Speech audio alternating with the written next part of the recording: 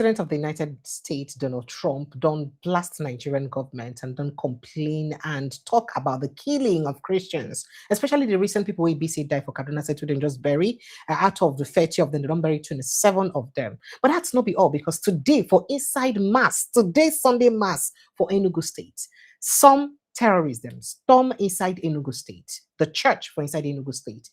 And of course, they kidnap members, including seminarians. This one don't raise a lot of wahala. People don't begin talk about and say, how can this kind of thing happen for inside the country? Waiting and Nigeria, they turn to where we say this kind of thing they happen for inside our country. That now waiting we see people they talk about. And this one don't cause a lot of wahala. People don't complain, people don't talk, people don't complain how this kind of thing they take happen like this for inside our country. Well, all of that and more issues now we will look at this evening. Welcome to Update with Precious. Another beautiful day to bring on an update of all the things that they share for inside our country, Nigeria. Today is a Sunday. So a Sunday, Friday tonic. Prince Francis Chilaka will join us for inside the studio to look at all of these issues plus more. Plus including say the controversy around where the certificates or qualifications where BC presidential candidates then submit don't begin, they raise a lot of wahala. People don't begin look at that and say, this one bring, this one not bring. Some people say, it no matter, in fact, people have been defending it that, look, it no matter whether person submits certificate or not, whether primary or secondary, no go. Waiting matter, make we leave that matter when I don't to drag that matter, make we leave and face another thing. That now waiting some people they talk. While others they talk, say, excuse me, did you just say this? Are you saying this in the 21st century? Is that what you're saying? Well, all of these and more issues now go look at this evening. Welcome to Updates with Precious. Good day, and thank you so much for joining us. So if this is now your first time to join us, I beg make sure say click on the subscription button, like and share this post. We'll take a small break when we come back. Stay with us.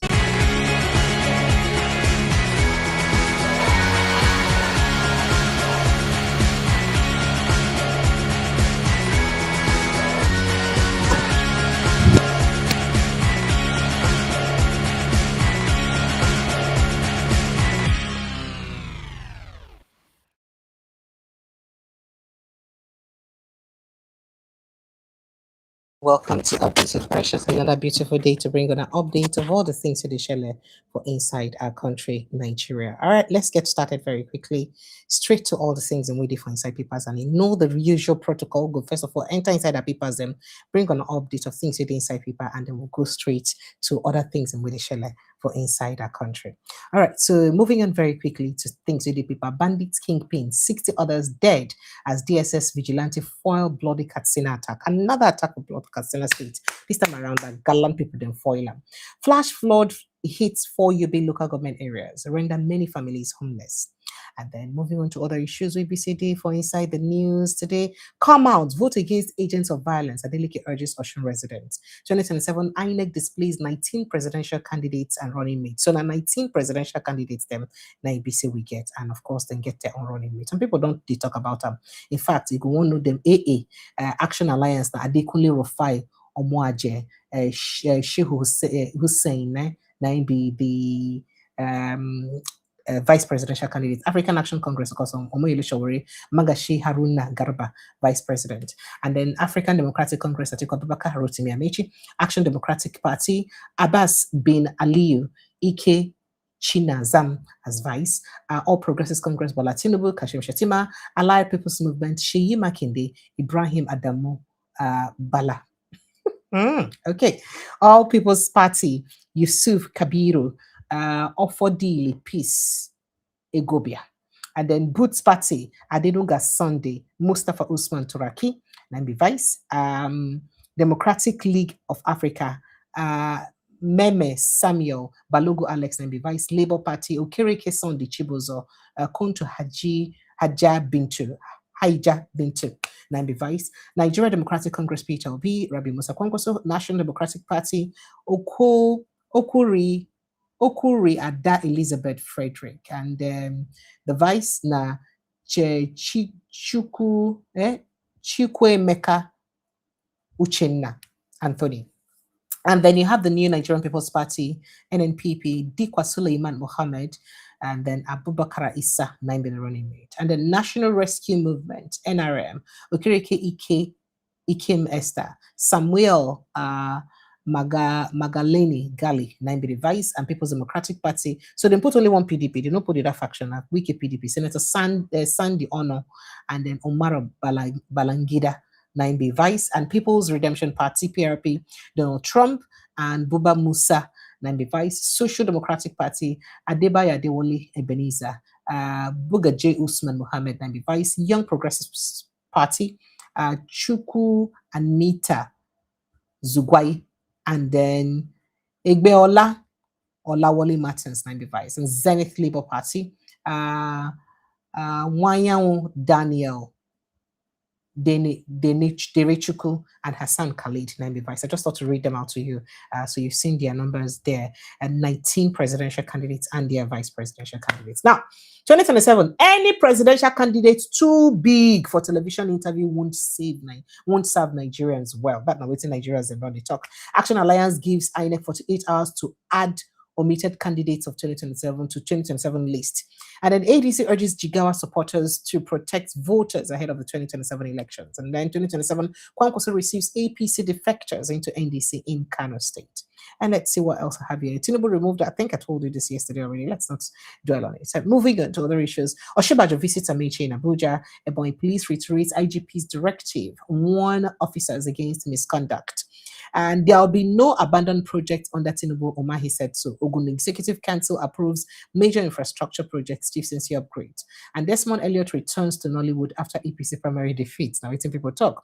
On a call on Tinubu, Catholic bishop not afraid to speak truth to power. Aisha Yusufu, 9 talk this one. And let's see other issues we have here.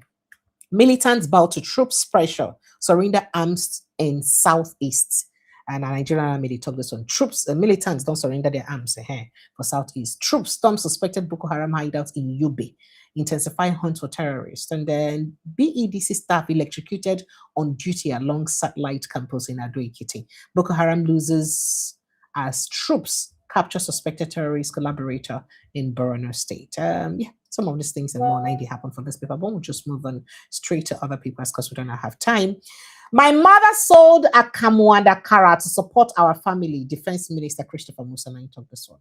Catholic priests not like fake bishops. Atiku flees presidency's attack on Onaiko. So Ona expects Catholic priests to keep quiet.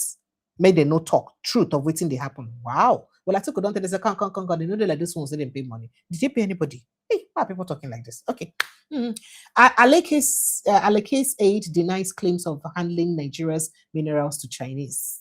That's the Alekes. Okay. Let's see what we have here. Gunmen attack Enugu church as security operatives intensify rescue of abducted victims. INEC's job is to publish names, not vet candidates. Adebayo. And in 2027, Kwara APC chair mocks opposition over internal crisis. All right. Let's see what we have here again very quickly. Osun election, I will expose INEC security. I'll expose INEC security agencies. Osun election will expose INEC security agencies. 2027 plan and all of those. Now we see Oluwapo Hashim talks. So this Osun election will expose INEC and security agencies and all the things we see them plan to do for 2027 because now this Osun state the one you test them.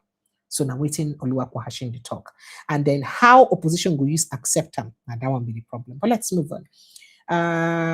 Okay, Capital One says it's closed organizations accounts over money. Okay, female driver crashes car into Lagos building, dies. And the Strait of Hormuz disruption raises market volatility, weakens effort to support crude. And okay. Let's see. Security agencies intensify efforts to rescue Enugu church worshippers. Wow. Troops foil attacks on Zamfara military base as terrorists kill soldier and cop. Cristiano Ronaldo, Jojo Rodriguez, August wedding rumors ignite social media. Well, that's sports and it's none of our business on this show tonight. Well, let's move on very quickly. Do not panic when you hear gunshots. Police tell Jigawa residents. Tinubu, stop pretending and act now. Bishop Oyedepo knocks presidency and people in power over worsening insecurity and economic hardship. Huriwa, that's human rights, yes. So they defend Cardinal Onaiko and then knocks Tinubu's aid for attacking a cleric over truth on economic hardship and security. So now one make it clear, keep quiet over what's they happen for the economy, making no just talk, make everywhere. So the idea is let people not be talking. That now waiting people to talk. And then we are pleading for help. Enugu residents appeal to Governor Peter Mba after terrorists abduct seminarians, worshippers during church service. I mean, this kind of incidents can be like say it don't become unbecoming. This kind of thing to happen for inside Nigeria, a sovereign state, you could just the one that waiting to happen. Are we in a war zone? Let me quickly read up that story to you so you see and then play you the footage. Now, residents of Afa community for inside Udi local government area of Enugu State have appealed to Enugu Governor, Governor Peter Mba, and security agencies to urgently intervene and rescue victims abducted after terrorists invaded St. Joseph Catholic Church, Inuyi, during Sunday Mass. Now, the residents made the appeal following the attack, which occurred on Sunday, today morning, while worshippers were gathered for a church service, with the attackers reportedly abducting a seminarian and other members of the congregation. In an emotional plea, members of the community called for immediate action from the Enugu State Govt, expressing fears over the safety and well-being of those taken away by the attackers. This is becoming unbecoming. And then we are pleading with Enugu State Governor Peter Mba to please rescue the kidnapped victims, residents said as they're talking. In fact, make I show you what's in the talk. You know, I had played you a video yesterday that also narrates incidents in Enugu State. It looked like it was film tricks because it was difficult for a lot of us to believe that Enugu State can almost be under the kind of siege that we see happen in the Middle Belt. Well, here you go. Take a listen to what he had to say. I know. Mudi na eje bai, anyị na-akwado ụka. Anyị na-akwado ụka ka anyị jebe ụka. N'ife anyị kwụsịrị ka anyị na-akwado na ndị ọzọ agbaragba atachi na ndị na semebiara anyị ụka. Na ndị ọzọ nọ n'ụlọ ụka na catechis anyị na-akpara awa efụba. So ka anyị na-agbagharịzi ka anyị eji wee mee na ndị polisi anyị were gbara bịa. Chike side ọma anyị gosiwe side ndị polisi were gbara bịa. So ka anyị niile boys ati okwu anyị gbaba edo maasị fancha niile buche egbe fa dị 7 in number fa buche AK-45 fancha niile we anyị bụ gbaka nkịtị na ka anyị dị onwe ife anyị ji na-eyi ụtọ anyị ka yutu masarị aka nkịtị ka anyị gba anyị ka akpa aka gba etuba ndị ji egbe anyị ka agba aka anyị dị winning ịba boost anyị dị winning ịba boost anyị ka agba aka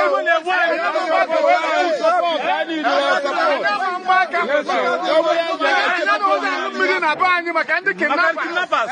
Okay, now no man na ba n'ime ụlọ ụka ka abịa n'ime church. Imagine. Governor na na-akpọzukwu unu. Governor biko anyị na-anya aka. N'anya n'aka na ba anyị aka nkịtị ka anyị na-achụ ndị kidnappers anya nkịtị ka anyị gba. Ọ dị mma. Anyị aka nkịtị atụ ndị AK-47. Aka nkịtị atụ ndị AK-47. Biko gọọmenti bịa nye n'anya aka. Ndị mmadụ anyị nọ n'aka ndị kidnapper. Mmadụ na-eto nọ n'aka ndị kidnapper. Biko gọọmenti bịa nye n'anya aka. N'afọ bibe a na-eme. Ya bụ n'ino ya afọ ka ọ na-eme. Governor Peter Mba kpọba n'afọ anyị. Governor Peter Mba bịa nye n'anya aka o. Peter Mba na anyị na-agwa gị na-eke ya ụtụ wụsara ebe a. Ọ bụ na anyị kpa egbe na ụlọ onwe ebe ndị abanyere anyị na-amata. Anyị ka anyị gbanyegode chụpụtara. Anyị agbagoro aka chọọ na anyị nwere ike ịtụ. Anyị ererizi egbe agbanyere anyị egbe, a na-agba anyị egbe. Mana anyị dị ka agba aka nkịtị wee chụtọgebe. So biko na anyị na-ayọ Peter Mba wetara anyị ọsọ enyemaka. Wetara onye ọsọ enyemaka. Ife a na-afụ ebe niile ọ bata na be anyị bụ afa. N'ime ụlọ ụka ka a bata bịa kpụ seminarian anyị. Ọ dọghọ mma. It's unfair. Anyị na-agwa biko nyere anyị aka. Ogbodu ihe a nọkịta anyị abịa na be anyị akpụkọsị ụmụ ndị be anyị niile mana ihe ụtọ anyị wụsarị onweghị onye nyere ekwi gbara aka nkịtị na sekuriti anyị sekuriti anyị na anyị n'ebe a no arms anyị We cannot go with empty-handed. Peter, but do something for us. Do something. We are begging you. We are begging. We are begging you, Peter, but do something. Chairman who the local government. Chairman local government. Chairman who the local government. We are not calling on you. We are youth. We are calling on you. Speaker. Yeah, speaker. I am begging. Because speaker, I am begging. I am begging. Because All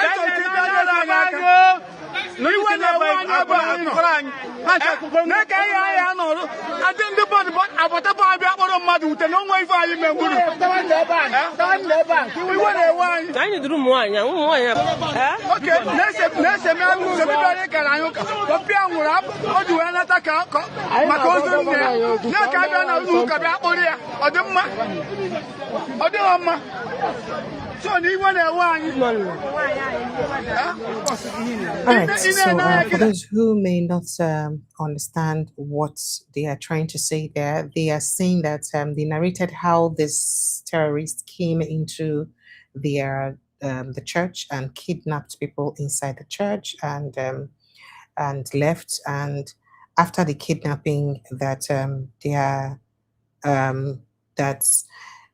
they were just appealing to the government to give them gun, that they can go and rescue their people, that they have what it takes to defend themselves, to rescue their people, but they just need help. So government should give them the enabling, the equipment that they need. They should give them gun, they should give them what they need so that they can go. And how can they go with empty hand to face people with AK-47? So government should give them gun, that the things that they are hearing in other places have now reached them. How can people storm a church? According to them, they said in a church. They stormed a church to kidnap people inside the church and carry their seminarian and carry their church members. They said this was unacceptable, and they called on the Enugu State Governor and called on the security agencies to please come to their aid, that this is becoming unbecoming. Well, joining us inside the studio is Prince Francis Chilaka. This is so sad. I don't even know how to react to this. Good evening, Prince Francis, and thank you so much for joining us. Welcome to the show. Good evening, Precious. How are you? I'm not fine. This whole thing, it's so sad. Now, before I take your thoughts, yesterday I had played a video about what is going on in Enugu State. There are communities in Enugu State that have been almost run over or practically run over by terrorists who didn't even know this. Take a listen to this. These our people, since 4 years now, they are homeless. Their houses have been destroyed by the Fulani terrorists. And right now, some of them want to return back to their hometown, but there is no house, no help. Since 4 years now. How many villages here, my friend? How many villages? 16. 16 villages. This is Enugu State. 16 villages. If you go that place, Fulani terrorists attack that 16 villages. They are homeless. My people, these our people, they are suffering. I'm telling you the truth, what I saw today. There are 5% number, population that you are seeing here is 5%. 95 is not here. These people are thousands. 5% is here. Most of them are not here. Only few people, 5% is here. Homeless. No help. No help. I'm telling you the truth. Now let me tell you for something. Here you might be able Enugu State Govt from America. So I will go now on the other side now. By this week now, I will come back. But when they are back, so it might not be too much, or too much. Thousands of houses, thousands of people, the homeless. And wait, I want to think about the few because I'm going to put outside Enugu. I'm going to put outside Enugu. Many are not here. Many are outside Enugu State. Since 4 years, homeless, nothing. And everybody are keeping silent. So that is a village. You can see how the places, these are supposed to be people's houses. How can they feed themselves? Nothing. Please, I'm using this opportunity to call the international, both the United Nations and the Americans. These our brothers, our sisters need help. Not everybody in Aba. Because someone don't know, one don't know Ghana, one don't know outside this thing. And I believe that those international will come to help you people. And I believe that even government will come to help you people. And I believe even individual, please, these people are homeless. The homeless is 4 years. So, Umunamundibo, because Umunai for many years. And therefore, I want to take a help.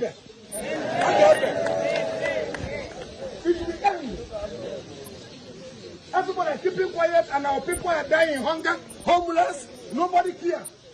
So it will end. Individual, both government, both the international, they will come for help. They will come for help. Let me quickly take your thoughts. I can't play that to the end because of time, because our time is already fast spent. Let me take your thoughts on that, sir. Well, Precious, Sir? nobody should be shocked that these bandits and these Fulani headsmen have gotten to the southeast. A lot of us, we know that there is not today, they've been there. And don't forget that Enugu State shares boundaries with Benue, Kogi, and I think Abia. So if we have on a daily basis attacks by bandits in Benue State, in Kogi State, what stops them from entering Enugu State? All the states in Nigeria are porous. All the states are porous and vulnerable. The land borders are not secured.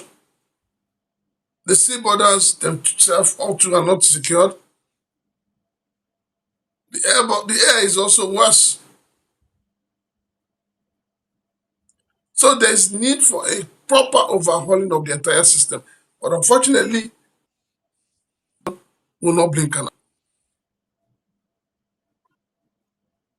That's an unfortunate situation.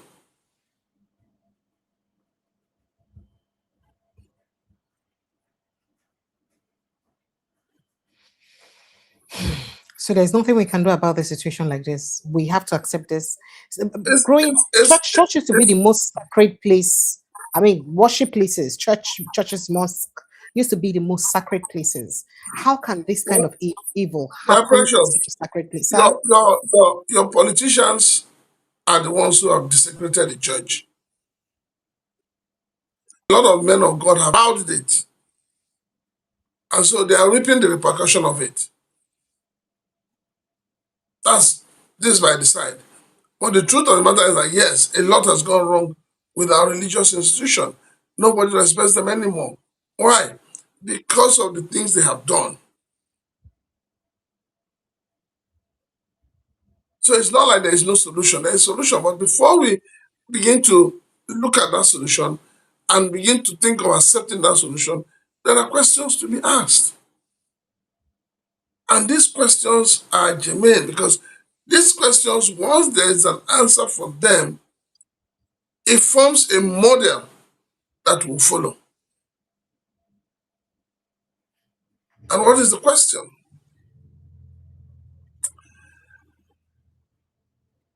The question is, who are those living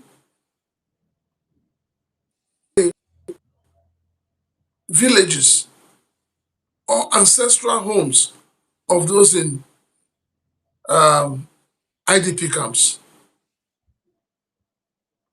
Who are those living there? And if we all want to admit that there is nobody living there, or there are no people living there, why is government not taking steps to send these same people back to their ancestral homes? So this whole thing about this banditry and so on is deep. It's so deep that You don't even know where to start copying it from. You don't know. Every day we hear on the news, 30 members have been killed by the Nigerian Army has killed 30 insurgent members. 3 people have that and all of that. But we have a problem. Rather than a problem that doesn't create solution, but creates more problem. And that problem is the radicalization of these bandits, of these terrorists, of whatever name you want to call them. Suddenly, government has become a spiritual body that forgives sin, that know the quantum of your sin, or the level at which you are a sinner, for them to say you are forgiven. So, government has taken that responsibility of the men of God and are now delivering that services. All right, so very quickly, still speaking about these incidences, the United States government has condemned the killing of more than 30 Christians, including children, during an attack on a village in Kaduna State, describing the incident as a tragic act of violence and renewing calls for stronger action to protect vulnerable communities in Nigeria's Middle Belt. So, in a statement released, I think the day before yesterday, Friday, the US government expressed condolences to the families of those who were killed and reaffirmed its commitment to engaging with Nigerian authorities on addressing persistent attacks against Christian communities in the region. So the attack, of course, reportedly occurred in the early hours of July 27, when armed assailants invaded the community, leaving dozens of residents dead and several others affected. I mean, 27 of the 30 people have been buried. I think they were buried late yesterday, thereabout. So let me see if I can read exactly excerpt of that letter. So yeah, from the Bureau of African Affairs, the United States said the United States condemns the early morning July 27 attacks on a village in Nigeria's Kaduna State that reportedly killed at least 30 people, including children. We express our deepest condolences to the loved ones of the deceased. We will continue to urge the government of Nigeria to address rampant violence against Christians in the Middle Belt, the message stated. But people they talk say all of these ones waiting concerning nobody in Fabu because you don't get waiting on a top for United States, you will make any difference from waiting they happen now. I mean, you see, even the Catholic priest that spoke about the insecurity and all that, you see the backlash on Ayeko has been getting for what he said. Let me take your thought quickly and we'll go to see some videos or footages from the burial of the people that were killed in that attack. You know, I was trying to talk about this whole thing about the radicalization, the integration, and the absorption, and all those grammar they are using to waste our resources. You can't kill somebody and you say you have repented or you were under an influence. What influence were you under? We need to set the right examples to be able to curb the crime. That is what we are lacking in this country. Setting the right examples to curb the crime. So if somebody commits an offense, that person needs to be punished. Not just for himself, so that those who are coming and looking at him, who would have made up their mind to do the same thing, would now have a rethink. So I stand with Cardinal Onaiko. Any day, anytime. There's a big difference between the Catholic Church, the Catholic bishops, and other bishops in quotes. And I've followed the life and times, the life pattern of Bishop Onaiko, Cardinal Onaiko. You will understand that he's not a man who pretends. He doesn't pretend. He said it as it is. He did the same thing to Jonathan. And the truth of the matter is that Nigerians are truly suffering. Anybody who says Nigerians are not suffering, that person needs to have a proper mental health check. So we shouldn't just attack somebody because you do not, because the person does not support your candidate. You should be able to tell us, even though when your candidate is being talked against, you need to tell people, you need to tell the ordinary Nigerians why you think your candidate must be on the poll, and why you think your candidate is the best man for the job. So these are issues that have been there, but we are pretending they are not there. Because the response of almost all the aides to Mr. President over the visit of the Catholic bishops, over the interview with Cardinal Onyeko. Onyeko, you now ask yourself, why is it that the people working for this government, in terms of communication, in terms of media, why are they always focused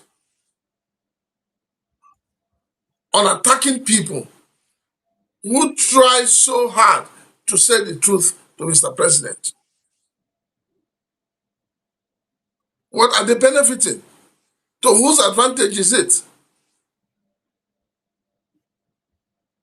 So it's you know, if you recall when this government was just sworn in, you remember we had some hired bishops that went to take the place of the original bishops. Where are they today?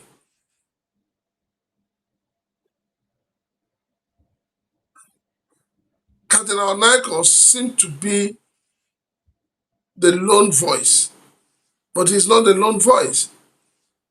He is now the voice of the people. Whatever he says is not for himself. He's speaking for the people.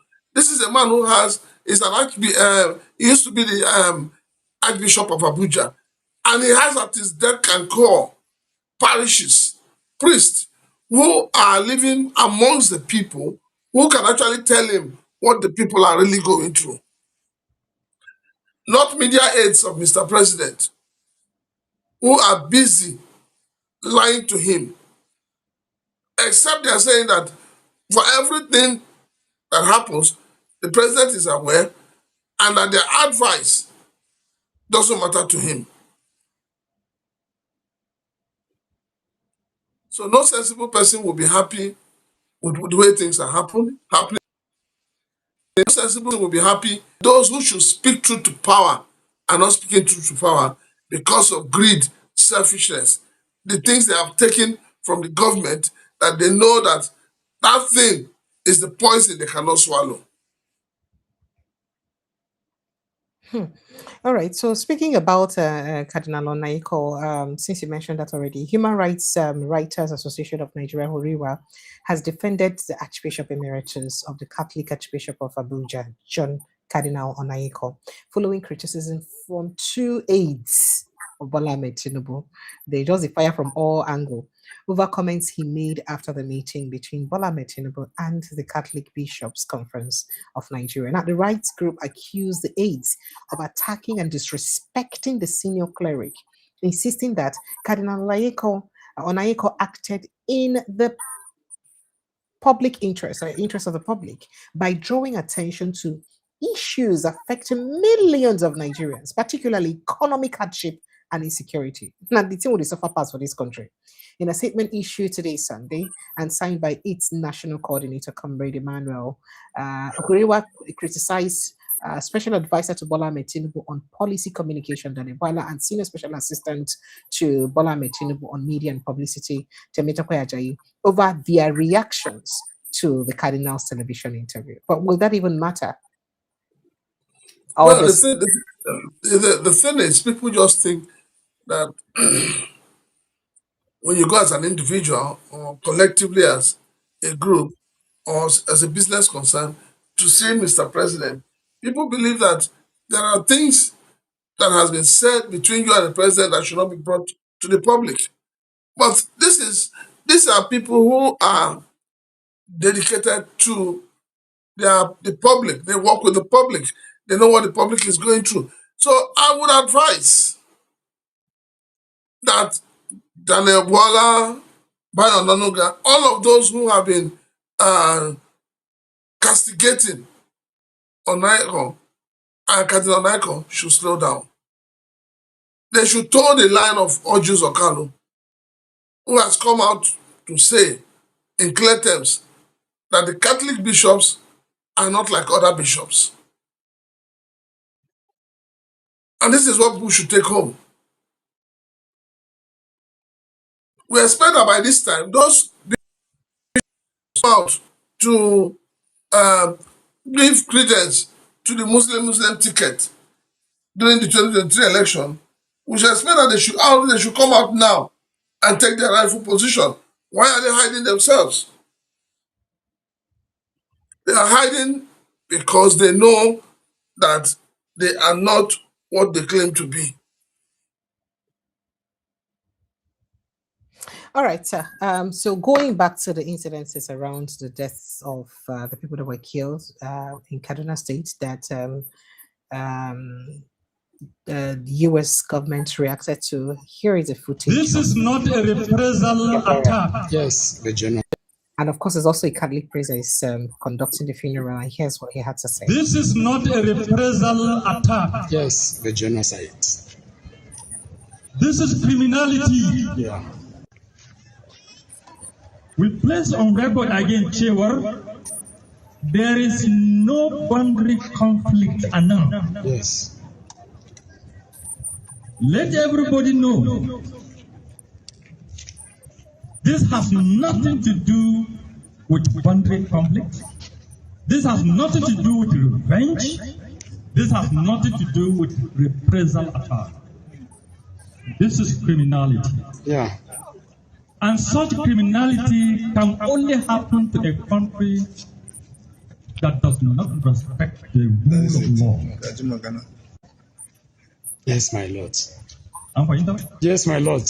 Duka inda kuma ƙasan da ba doka, ba a kiyaye doka, abubuwa masu kamanin haka za su ci gaba da faruwa. I am here in faɗa muku.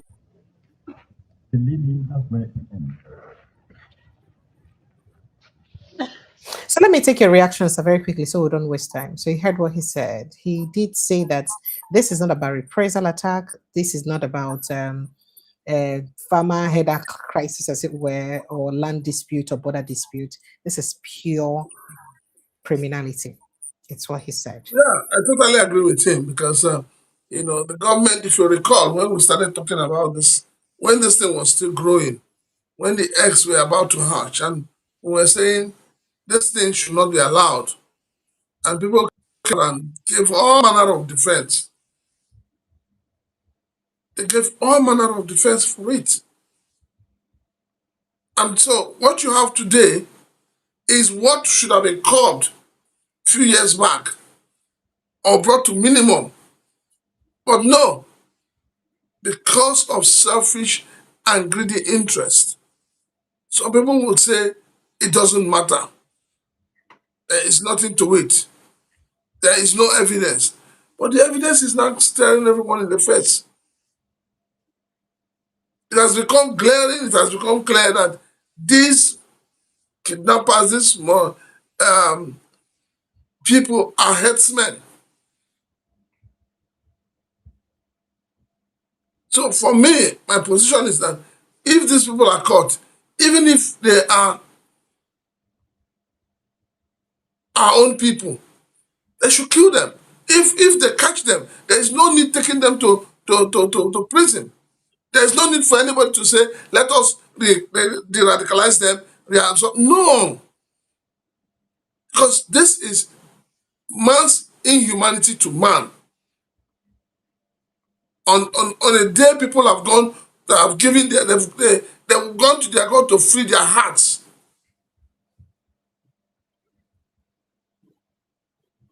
So for me, we need to stop, using kids' gloves to address issues like this. We need to stop it. All right. And So your national security advisor and the Minister of Defense, they need to wake up. Because the thing with these Marooders is that they have attacked Enugu State. They want to watch. once there's no serious reaction, they expand, right? Is that what They you're saying? expand. Exactly. And you know, when they get into the system and mix up with the locals, it becomes another problem.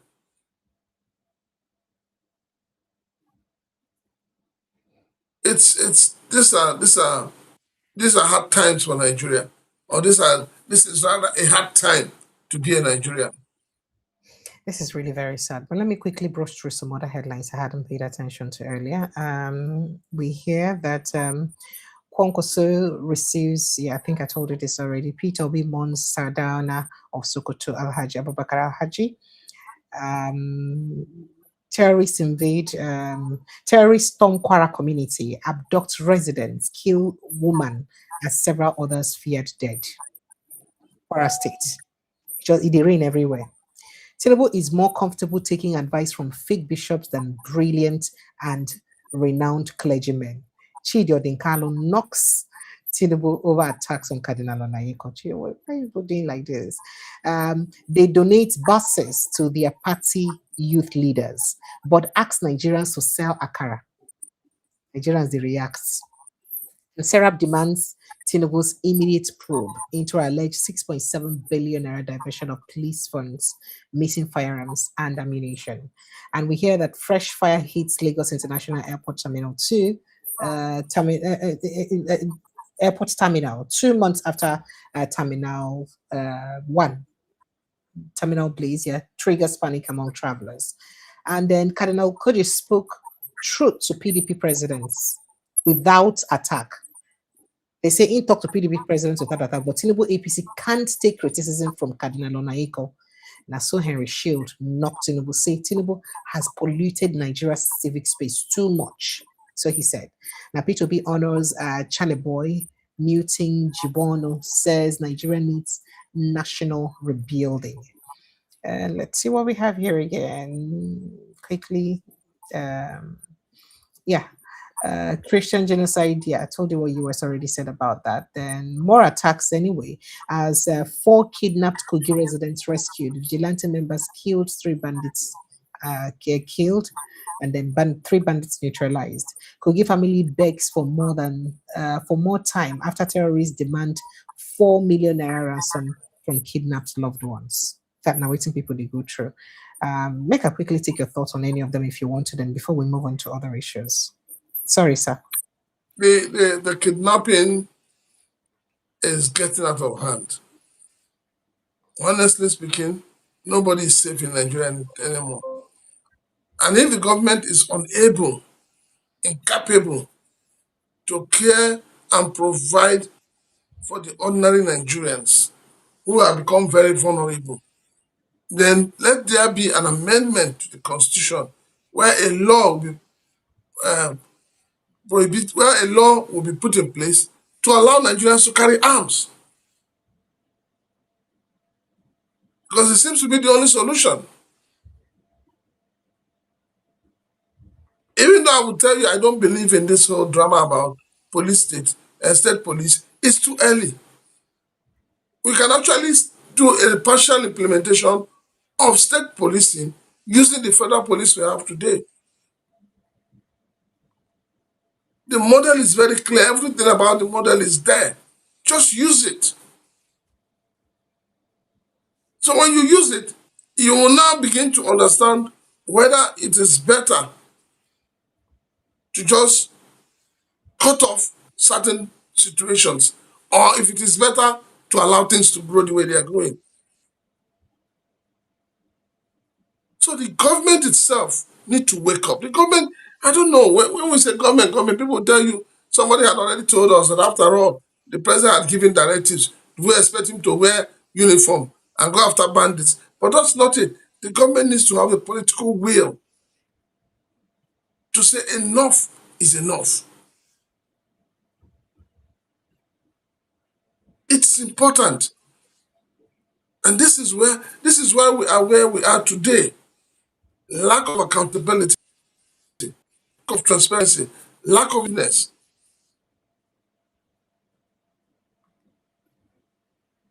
So those who work for Mr. President, who feel that what the cardinal has said is wrong, maybe they should show us. I want to know the market they go to. I want to know the filling station they buy fuel. I want to buy from there too. Maybe when they see them as government officials, they bring the price to 300 naira per liter.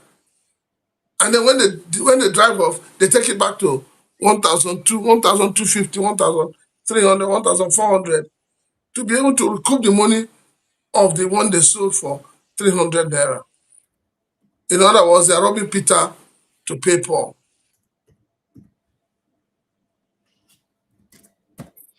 This is sad, really very sad. All right. So moving on, let me show you what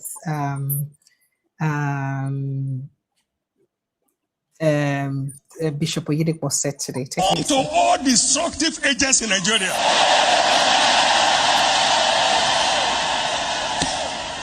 Whether in power or out of power, judgment has finally come.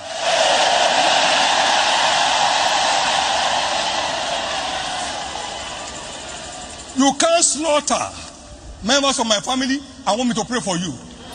I pray against you, against your household, against your generation. In the name of Jesus. The bubble is burst. Any devil, sponsored by whosoever. Because can I tell you this? Everybody knows that these wicked people are being sponsored. Anyone doesn't know that has a problem. Ameko Kakeke, Enkrakatanoa, every sponsor of killers in Nigeria, you come under a curse today.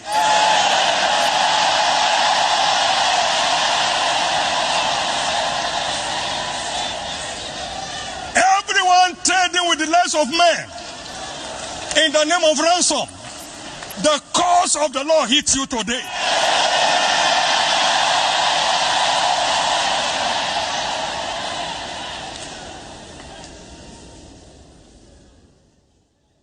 You mean they kill people every day? And government is pretending not to know what to do? Amako Sakerikano, Bratekere, Yeshwane. Sir, I've kept quiet. When you see God keep quiet at wickedness, it's because the bubble is about to burst. Yes. He said, I've long time had my peace, God said, but now I will rise like a wounded lion, and I will devour at once. Please listen to this. Take it down. When you see God keep quiet at the wickedness of the wicked, it's because the bubble is about to burst. As the Lord lives, whose I am, I'm always have, this bubble will burst.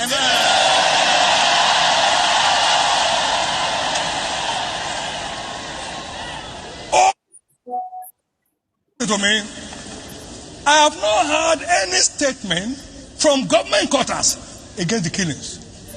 I'm here to hear one, sir. I'm here, okay. Our human life is not of value anymore. It's okay and can't try. Why? And now, you wasn't preaching the boss. Is that an issue? All this food. My God. You think we are dummies? No, sir. We kept quiet, waiting for God. Yes, sir. And God told me the bubble will burst. Hallelujah. From him this morning. So go and hide anywhere. I mean, you know what Adeboye had to say. Last week it was Ibiomie that spoke very extensively. Now it is Adeboye that is speaking. Let me tell Oyedepo rather that is speaking. Adeboye is still very quiet about it, and I mean he feels it's not Tinubu's fault in any way. So let me take your thoughts and your reaction on that, sir. Well, I mean, well, it's high time the religious institution in Nigeria wake up to the reality and know that it is their responsibility to provide spiritual guidance for those in power. They need to know that. So they need to also understand the fact that it is also their duty to protect the lives and properties of Nigerians. Now, let me ask a question, which is, I keep asking myself, why is government so much in a hurry to establish state police? Everybody may think that state police will scrub the issue of the menace of these bandits and everybody. No. Why are we rushing it? Why don't we practicalize it now? Where you have a federal police, you have people, you have a police officer in a state. Let them come from that state.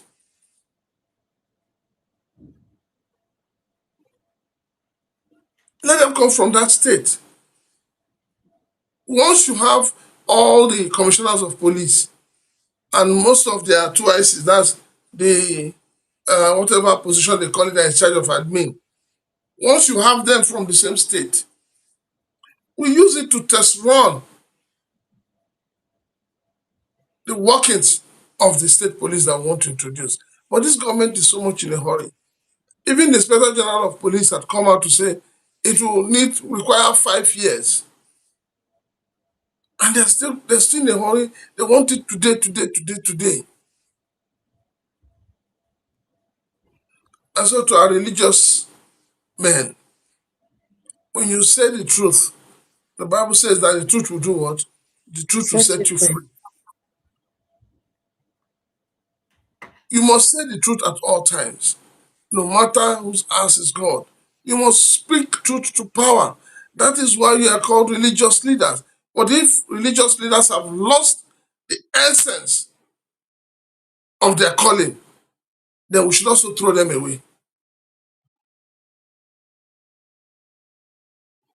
So please, for me, honestly, it's heartbreaking that it's only a pocket of religious people, religious men that are speaking truth to power. And then I ask, the others who are not speaking, are they compromised? Is there something they have done that they don't want us to know about? I see, like I said, a lot of people are attacking Onaiko, but they need to realize one thing, precious. If you attack him from now till tomorrow, the man is made for life. He has no children to cater for. He has no wife. He has no problem of mother-in-law and father-in-law. The man is made for life. With it is people like that we need to find out the strategy of survival from them. And all those who believe that the man was out of line when he said what he said, there is no the communication between the bishops and the president is for public consumption. They have the church members looking up to them to give them a sense of direction, to tell them, do this, do that. So we need, no matter how we look at it, everybody in Nigeria today needs to join their voice and speak out against this insurgents. It is gradually trying to envelop the entire country. And we sit back. I've always said this thing, that those of us from the South will sit down, cross our leg, drinking a glass of wine, forget that somebody somewhere is plotting. Let us not be like those in the Titanic. that only understood the zeal to be alive when the ship was almost gone completely. All right, sir. Very quickly, would you like to jump in on the conversation around the 19 presidential candidates and the release of credentials of the candidates? If you want to jump in on that quickly. Yeah, I think the one everybody's talking about, which I've also been worrisome, is that of our president, where whether they omitted or they refused to. I don't know which of them, but we found out that the result was not uploaded in primary school and secondary school. And then we ask, what kind of precedents are we setting for the upcoming generation? Because what from what Mr. President has submitted, what it means is that you can stay in your house and the day of convocation in the university, you go there, wear a gown, take pictures, and you come back and you say you have graduated. So now we graduate without going through primary and secondary school. The kind of miracle God does in Nigeria, I don't understand that miracle. Because if we take half of that miracle and put inside the lagoon or put inside water so that more people will have it, nobody will be sick. But no, we don't. Nigeria is a country where people enjoy watching their neighbors suffer without lifting a hand. And then when the people are arrested, like we know, even hoodlums on our streets today, when they're arrested, somebody will put a call across asking them to be freed. And that is why a lot of Nigerians have lost interest in the Nigerian policing system. So there is need for government to try to start something to, look at the trust deficit between the government and the governed and break it. It needs to be broken for us to know that we need to move forward. Thank you, sir. All right, Nigeria's phone lines are open. Let's quickly jump in on the conversation. You can call the WhatsApp line 08170294077 on WhatsApp, or you click. Oh no, that number is not going. I don't forget the number in the go. So it's 0808-675-9679. 0808-675-9679. That's the number to call on WhatsApp, or you click on the link on the pin post, and it will bring you straight into the studio. Good evening, T.Y. Danjuma, and welcome, sir. Not happy this evening at all. I'm tired of so I just sometimes wish to come here and let's vibe and talk and strategize on things we can do to get our country better. But this story there, man, it's in the shake my head. Prince Francis Chilakasa, let me release you. Thank you so much, sir. All right. Prince, I greet you. Have a blessed week and a good month. You too. Good night. Well done. Well Thank done. you. Good night. Good night and God bless you, sir. Yeah. Thank you, sir. Bye, sir. Precious, good evening. How you doing? I'm not they fine, and I'm waiting at the tell you. I immediately you come in, I open my book of lamentation, give you now. No, sir. You calm down. Maybe they tell us, maybe they preach to us, make we watch our mental health. Calm down. But be like, I don't even get mental health again. So if everything on dabaru. No.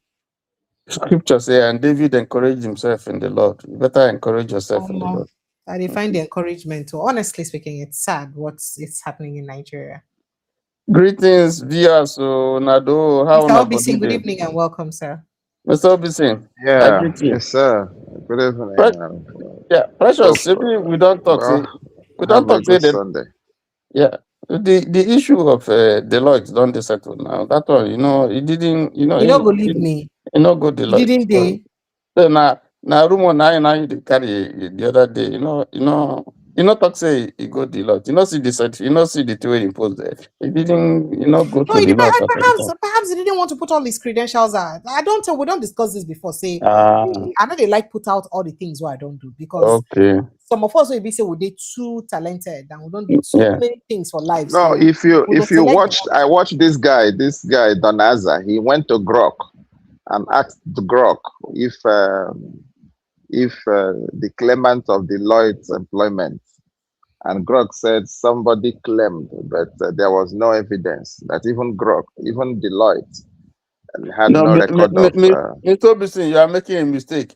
Grudge sometimes, they talk through. Here where APC people they tell whether they fact check Obi, whether they tell this thing, say make you change your mind, make you change your mind. Grudge Well, sometimes.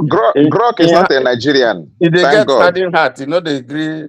They agree. In fact, you be like say don't become obedient. Grok, thank God, Grok no be Nigerian, so he can't be bribed. You can't give him rice. You can't give him a cell phone. You can't give him car to change his mind. So Grok is saying what he knows. I found out that if you are a whiz kid, if you are a genius, you don't need to go to primary school and secondary school. You just go to university. They just look your face, ask you a question, and then they just admit you.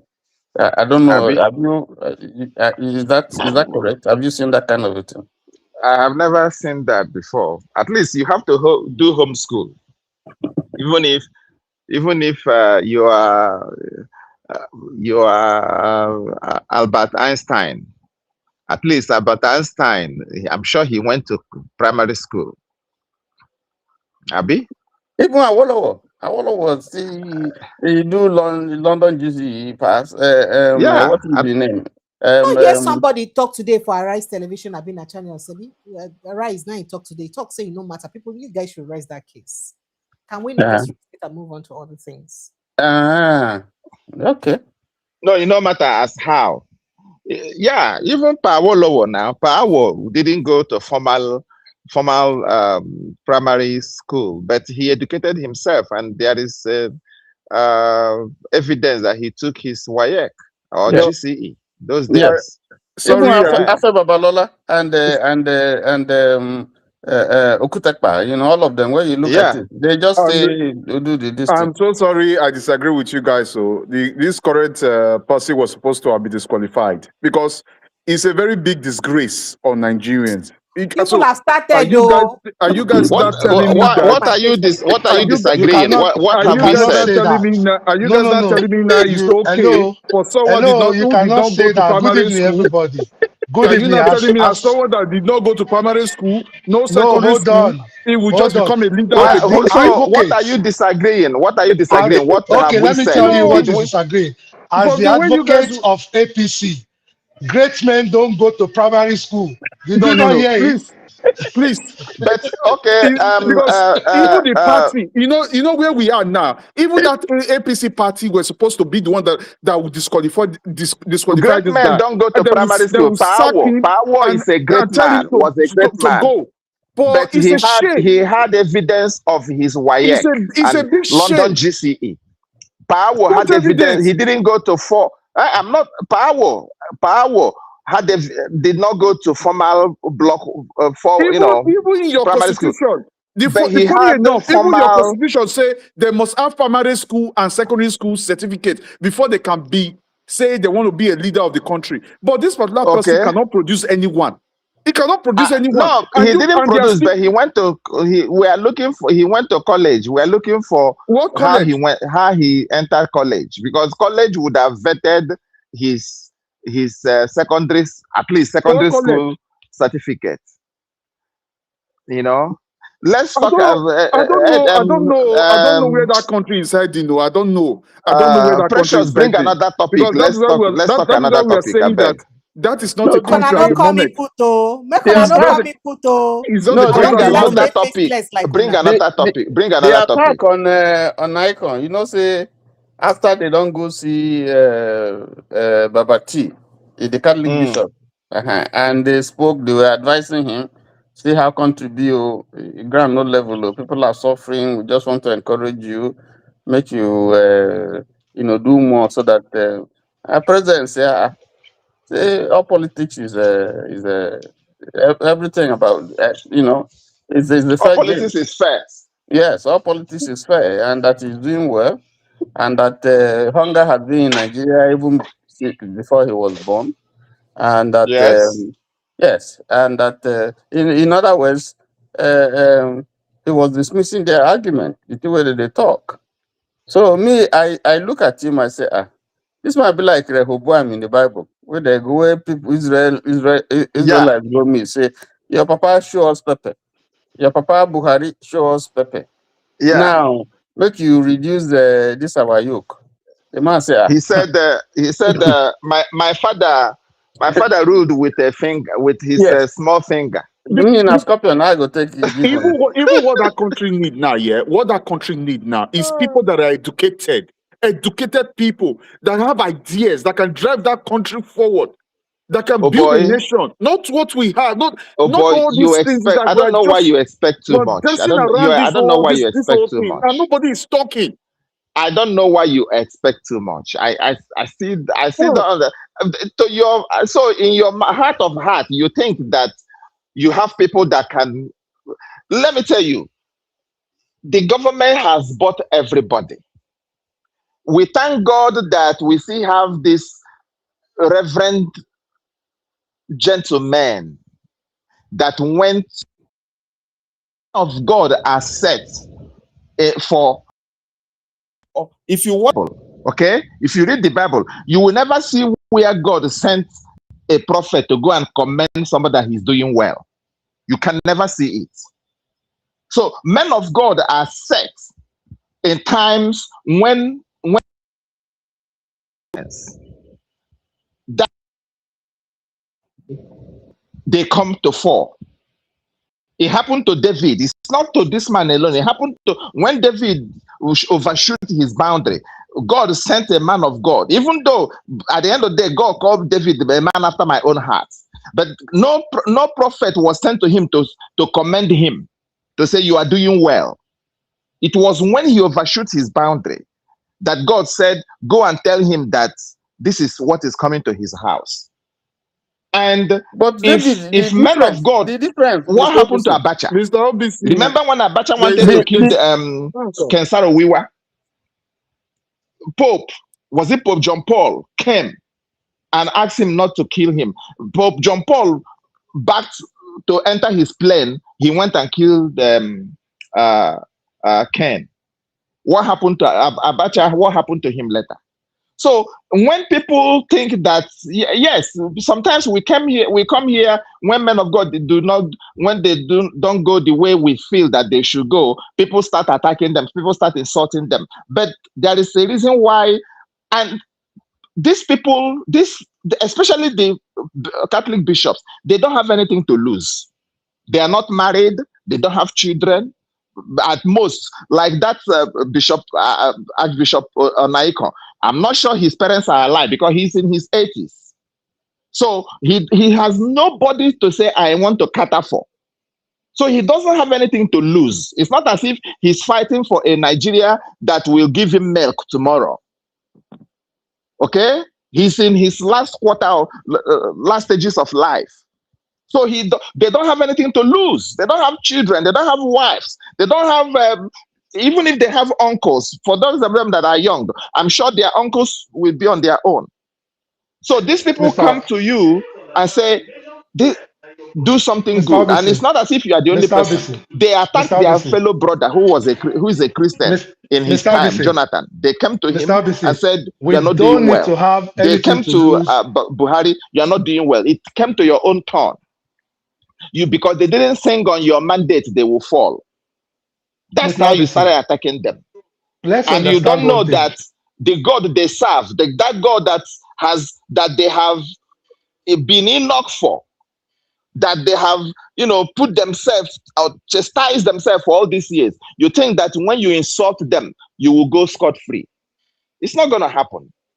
So let's be watching. But for you that is expecting for should be one professor, one it's not that I'm expecting. Let me correct that angle. Tinubu is still in his first year. I'm not going to talk when he enters his second year. This is the third year. Has he spoken? Can we just speak one at a time? How many of them have spoken? Mr. He has shot them. Even some of the Yoruba fathers that has been speaking. Who knows whether he has harassed them? If you speak, we take you out. I know one Pa Adebayo. Is it Adebayo or Adebanjo? you know, the Afenifere chieftain who was in PDP. The guy was speaking, but who knows whether they have harassed the old man. And he said, let me go and sleep. And you know, after all, is he fighting for Nigeria to be good for him now? Whatever he's fighting for his grandchildren. It's not even for his direct children, because those ones would have, you know, been whoever they want to be. Until the thing is, Nigeria is a complex society. You don't know. Mr. Albison, if you speak, kindly drop if so that others Nigeria will also is speak. a math to be solved. This is one of those 300-year-old mathematics that nobody has ever solved.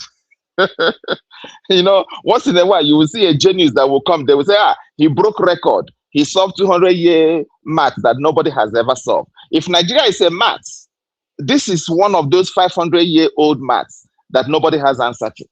I don't know the answer to the menace that is going on there. See what is going on in Enugu. And yet that young man went and pitched his tents to the ruling party that he wants to identify with the center. You identify with the center. They want to run, even though we don't know when that thing happened, but they want to run your state over. Mr. Obisi, there's something in Ebonyi. Can you hear us, Mr. Everywhere. You want to identify with the center, and therefore you will not speak the truth again. You sell your conscience, sell everything about you. It's a shame. You know, but hey, what can we do? Let's keep deceiving ourselves that we have a country. All right. Until the date our eye will open. Thank you, sir. All right, so let me have somebody else. Mr. Ken, was you wanted to say No, something? I mean, I wanted to say something. I wanted to respond to him. Mr. Ken, let me quickly respond, please. You see, the angle I was coming from there, I was coming from the angle of the current Nigeria constitutions, which says that these people, anybody that, like, if you want to become a president, at least they must have a secondary school certificate, as in secondary school living certificate or primary. But at this moment, this guy, this current, I mean, he has not produced anything at all. He has not produced anything from the primary school. He has not produced anything from the secondary school. And you people are still allowing him to contest, to continue ruling Nigeria. What are we doing? So are we not saying that it's okay for them to continue breaking the law, like they have a separate law for themselves? The elite have a separate law, while the ordinary Nigerians have a separate law. So we have two laws that govern the people in that country. Is that what we're saying? No, at least if we are to at least is an eye opening. Everybody is saying it. And we just keep quiet. We just allow these things to fly. And nobody is coming out attacking these things. And in the first place, the party it came from, the party was supposed to be the one to screen this whole thing, to say, no, we will disqualify you. We are not allowing you. But unfortunately, just look at what is happening. So that is the area that I'm coming from, that all this needs to understand. All right, thank you. Mr. Ken, go ahead, please. All right, good evening, everybody. Good evening, Madam Precious Ogatiwa, good evening. Let's start from another angle. Madam Precious, you know that yesterday there was a wedding in Lagos, right? Did you see the uninvited guest outside that wedding? The one where Peter Obi and his wife attend. I mean, just want to show you a picture of him and his wife for an event. No, that one that they come to that one. I'm talking about this YouTuber or TikToker, Pella.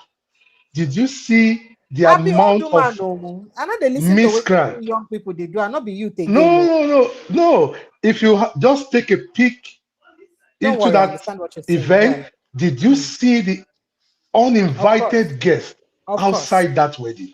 Of course. Do you know the danger in it, Madam Precious? Flashy vehicles. Exactly. Do you know that today, if you have to do a birthday in your parlor, you have to go and get the security, because uninvited guests might overrun. Now wait to make me know they do birthday. I told you that the last time I did my birthday, and I had an outreach at Ijora Waterside and Ijora Railway, that area. You know Lagos now. Suppose no Lagos. That Ijora Railway. I was almost lynched because I went there with over 500 bags of 10 kg rice, 5 kg rice, and then with some foodstuffs and money, like 5 kg for them. As in, all of the things I went to is finished, and I was almost lynched. Yeah.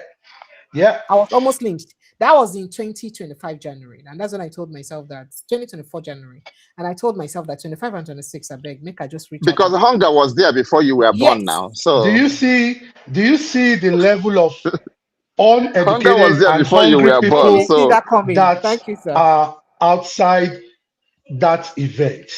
That Yes, I is do. one of the menace that is building right now.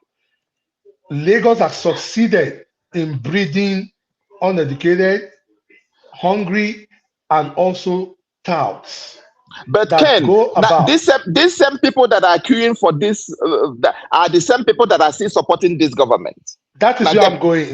That's exactly where I'm going. The reason why they keep those people like that is because they are the foot soldiers for violence during election. And these people does not reason that look at the kind of life you are living. One of the guests hit one of those miscreants yesterday when they were blocking his car, jumping on his car. He was forced to knock the guy down because everybody who came there were lamenting. Either they were jumping on their car, they were stopping them at all costs. They wanted them to give money. That is number one menace. Number two, I don't know why we are saying all this. We don't need to quarrel. One man is bigger than the party. So there is nobody that can stop him as far as SPC is concerned.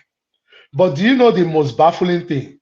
Young men, young women, educated ones, the ones living abroad where we are coming out to attack Cardinal Nayeko. Yeah. That why did they have to say that? Somebody came to Arise TV today, just like you have said, and said there's no need. We don't need any result. As far as he has provided university result, we don't, and that is a trend right now. So all we need to do, I'm going to go discard my secondary school, primary school result. I'll just keep my tertiary institution result, and that's what I'll be presenting to everybody now. Because we have not even known that we are not Bro, even it a depends laughing on where stock you anymore. are now. It depends on where you are. No, Mr. Obisi. Anywhere you are right now, the most dangerous thing that's going to happen well, they from can't be our 2027. standard. They No, can never it's be our not our. standard. Get me, sir. They can't. It's not our standard. I'm making a fallacy here that from 2027, if this man wins, Nigerians will see another side of S-hole. They Of will course now. He's mesmerize not coming us. back. He's not coming back. He's not going to even get If close to that seat of power. we He's not allow coming back. this to slide, and He's this not guy coming back. comes back, remember, all the world leaders are seeing all the things that are going on. That how can we say we are Nigerians, we're intelligent, and we allow somebody to bring a fake result? Now, in fact, a month ago or 2 weeks Who ago, bring fake result? Oh, yeah, he told us that he works in Deloitte. That even in Deloitte, when they did that, No now record. Deloitte have disappeared. Now they have kept Mobile, which somebody said, okay, they work in Mobile. Okay, if you work in Mobile, that's fine. Which primary school and secondary school did you go to provide the Chicago results? And this is one of the things that we are not saying. I have keep on saying it. He has told us all is fair in politics. So they kill, they maim is fair in politics. And his foot soldiers are out there. Before I forget, Madam Precious, let me advise you. Quickly go and get your own phone. They say it's one of your brothers, Tom Polo, that is sharing it.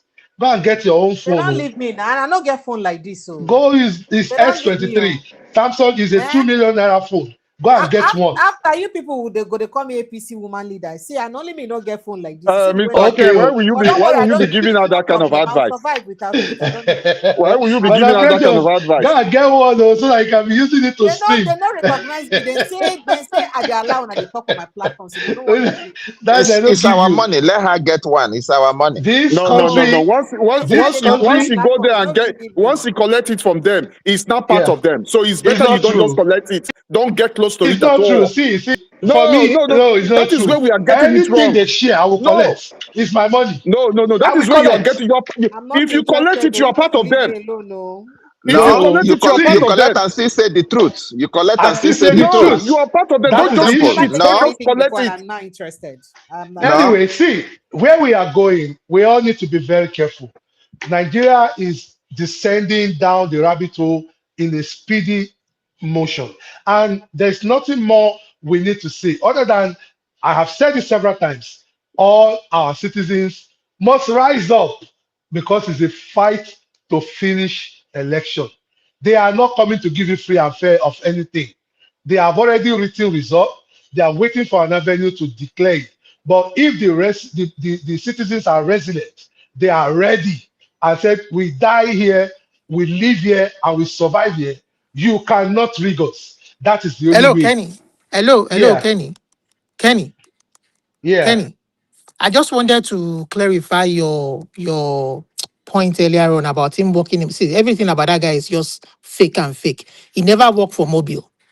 Who are we speaking to? He owned a dealership, a mobile dealership in Who the is speaking US. to us? We don't know. Speak to, who are you? Who are we speaking This is to, Olu. ma'am? This is Olu. This is Olu. Okay, Olu, you're welcome. Olumide. Thank you. Olu, Thank you. Olu, before you my brothers. continue, Olu, you continue. Somebody came to this platform and said they work together in Mobile. I just don't want to call him.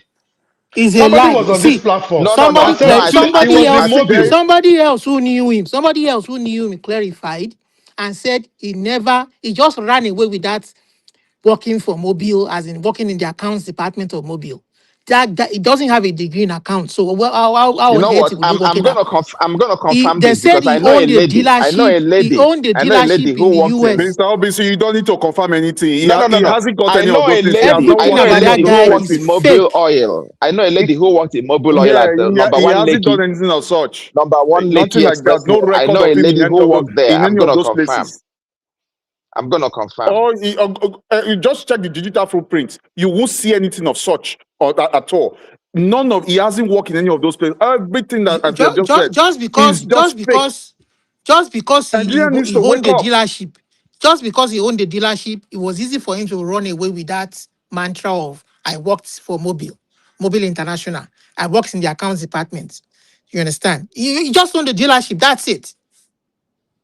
And there's You're nothing wrong right. in adding that to your resume to say you own the dealership because that's you're a business owner. So That's in even a that good case, who is resume. he then? Who is he? Where is he from? Nobody knows anything about him. That is the funniest. That is that is even the issue. Is it not ghost? Someone you people Nigeria. call ghost. Nobody Nigeria, know, no man. record, Nigeria no is a record about complex. the person leading the country. You know what Nigeria is. I was speaking before. I didn't know you guys weren't hearing me. Nigeria, Nigeria is a mathematical complex. You know, one of those maths. They say it has been 300 years maths that nobody has ever been solved. That nobody knows the formula to solve that kind of maths. That's what Nigeria is. Nigeria is a 500-year-old maths problem that nobody has a formula for.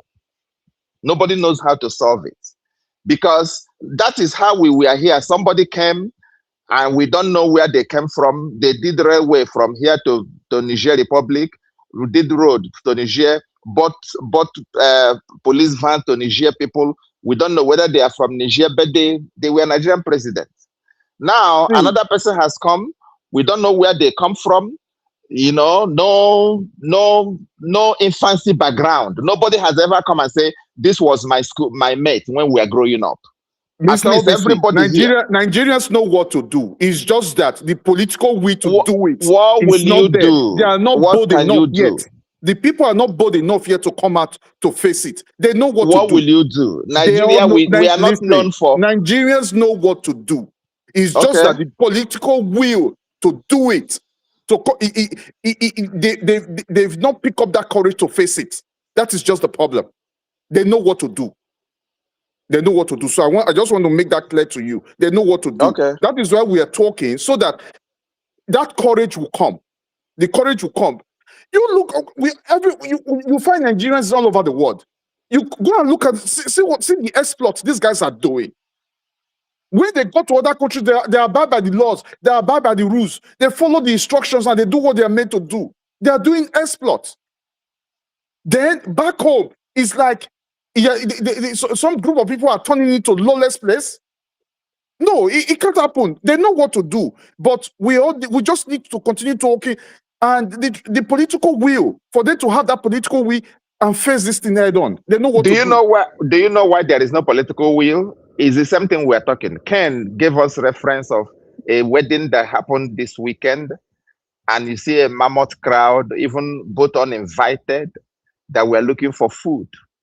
So when people make you hungry, they knowingly impoverish the populace. And therefore, when you give them handouts, they shout for you. They become your gong master. Okay? So until there's such a time when Nigeria, and that is what we said yesterday. I don't care whether they will want to increase the, what do you call them again? The power bill. As long as there is power for the Faulknizer, and the reason why I mentioned Faulknizer, the, barbing salon, hair salon, all those tailor, they are able to work, okay, and make money for themselves. Nobody will be able to cajole them. Nobody will be able to come and give them 5,000 and say, do the wrong thing, and they do. But because there's all these things are not there, all these things are not in place, there is no enabling environment for the common man to thrive. And therefore, man, the first instinct of a man is to survive. Why do you think when you enter an airplane, and a hostess or a host will come and tell you if there's a pressure and this thing fall off, first of all, put your own mask. Even if you have a baby, your baby, first of all, save yourself before you save the baby. Because the human's first instinct is to survive. And therefore, when you impoverish people and you set them up, it doesn't matter. You come and give them 1,000 naira, and this person has not eaten all week, they will take the 1,000. And let me eat and let me live first before I vote. So until we get to that stage, and that's why I said it is so complex. Who is going to do it? Who is going to do it? Obasanjo came for 8 years, he couldn't fix power. Jonathan came for 6 years, he couldn't fix power. Buhari came for 8 years, he couldn't fix power. If power comes to Nigeria, to be honest with you, 50% of poverty and all this nonsense thing going on will stop. Because everybody will work. Everybody will work. The teller will do her job. The Faulknizer will work. Okay? Everybody will work and you will make money. And therefore, nobody will cajole you again. Nobody, even if a professor comes, you're a professor in your house. Yes, you're a professor. You're making your own money. I am a teller. I'm making my own money. All right? Doctors are impoverished. Doctors are not earning what they're supposed to earn. Professors are not earning what they're supposed to earn. The reason why things are like that, the current situation is that there is no leader. The country has no leader. Therefore, when you bring a you have interest ruling the country. See what happened, bro. Let me land. See all the last year 2023 election of all the professors that they brought to condone our elections. Only one person, only one woman said, "I'm not gonna sell my conscience," and that is why we have Governor Oti today. Only one person. Of all the 774, I don't know how many, they call them, what did they call them again? Returning officers. Of all the returning officers as professors, only one person, only one did the right thing. And others took money and went home. So how long? In this election now, you don't know how many professors that they will bring again. You don't know how many that will sell their conscience. So assuming they go and bring all the professors again and only 2 say, "I'm not going to sell my conscience." At the end of the day, where does it lead us to? We have said it over and over. The only solution, there is only one good solution. See how they are killing everybody every day. See how they are killing. Of all this killing now, have you had any imam? Has Sheikh, has Gumi spoken? Has the man that is in Sokoto that wears a shower curtain on his head spoken? All these people, has any one of them spoken? But kill one of their own. The next hour they speak. And then the foolish governors we have in the south, we go and prostrate to them. We go and tell them, "I'm sorry." All these things they are killing, have they ever come? Has even their governor come to the south, go to the middle belt and say, "Oh, I'm sorry, what do we do to get this thing done, to stop all this?" But let one of their own die in the south. Our stupid governors will run to them to go and beg them. And you're telling me it's one country and you're telling me it's going to work when it is tilted one side, when the justice is tilted one side, only one side has justice, and every other person can go to blazes. And you're telling me it's going to work, and you're telling me we can rise up. Even if you rise up, there is a section of people who don't want it to work. There's a section of people who don't want it to work. You did Aburi Accord, they said no. You did Oputa panel, they said no. You did Constitutional Conference, they said no. So what do you want? Only to kill all of us so that we will bow down to your dead God. Is that what you want us to do? Oh, no, please. It hasn't gotten to that, please. It has gotten to that, girl. It hasn't gotten to that, please, please. Tiwa, if you're saying something, we can't hear you if you're talking to us. Know? You're muted. It's gotten. So it hasn't gotten to that, please, I beg you. So let's be circumspect, if that's the right word to use in this context. So please. Olumide, you're welcome. You wanted to say something? Well, not really. I just wanted to correct that notion that Tinubu worked for Mobile.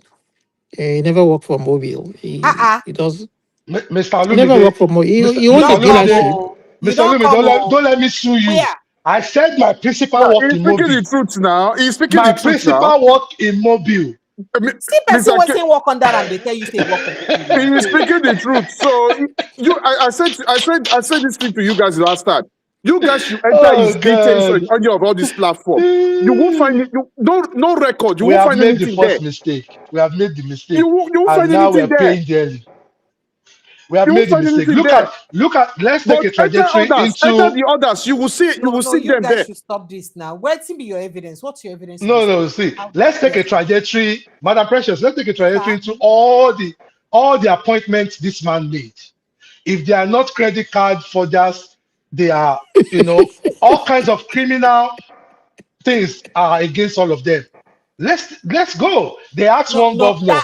They asked one governor. Did you? Finance minister. Wale does not have any. Okay, I did not say all of that. I said let's look into all the appointments. I can give an exception to Wale. Don't say that, please. Who can't get bad records? Who will be the people? Just saying about 95%. If I will now, only I've said it again. And what are the offenses they committed?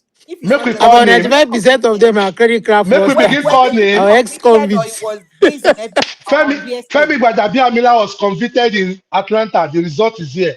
There's no need. I can Google it and bring it out. He even ran away and tried to pay the money after he has become House of Rep member. Dapo Abiodun credit card fraud is there. See, let's go. You know what? Let's not argue. Look at the appointments he's making. Most of them have baggages. If they don't have shame, somebody like White Lion of Kogi should be contesting the election. After all the evidence we have, and they will tell me they've not convicted him, is that not shameful enough? Somebody that paid 10 years school fee of an unborn child. Come on now, this is just too much to bear. We have made the mistake. We have gotten into this rabbit hole, and if we don't fight ourselves out, they are ready to bury everything by 2027.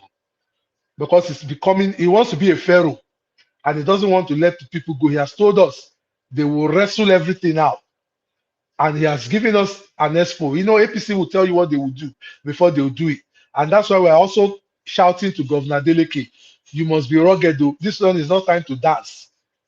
You must dance with all your body and be rugged like them, because they have told you they are coming to take over. They will give you the Edo style if you are not careful. So we have to be up and going. This one is not the time for rhetorics. Leave him alone. We already know that, okay, this is where we are right now. How do we get out of the bus? Because this bus is heading to the lagoon. It's so unfortunate.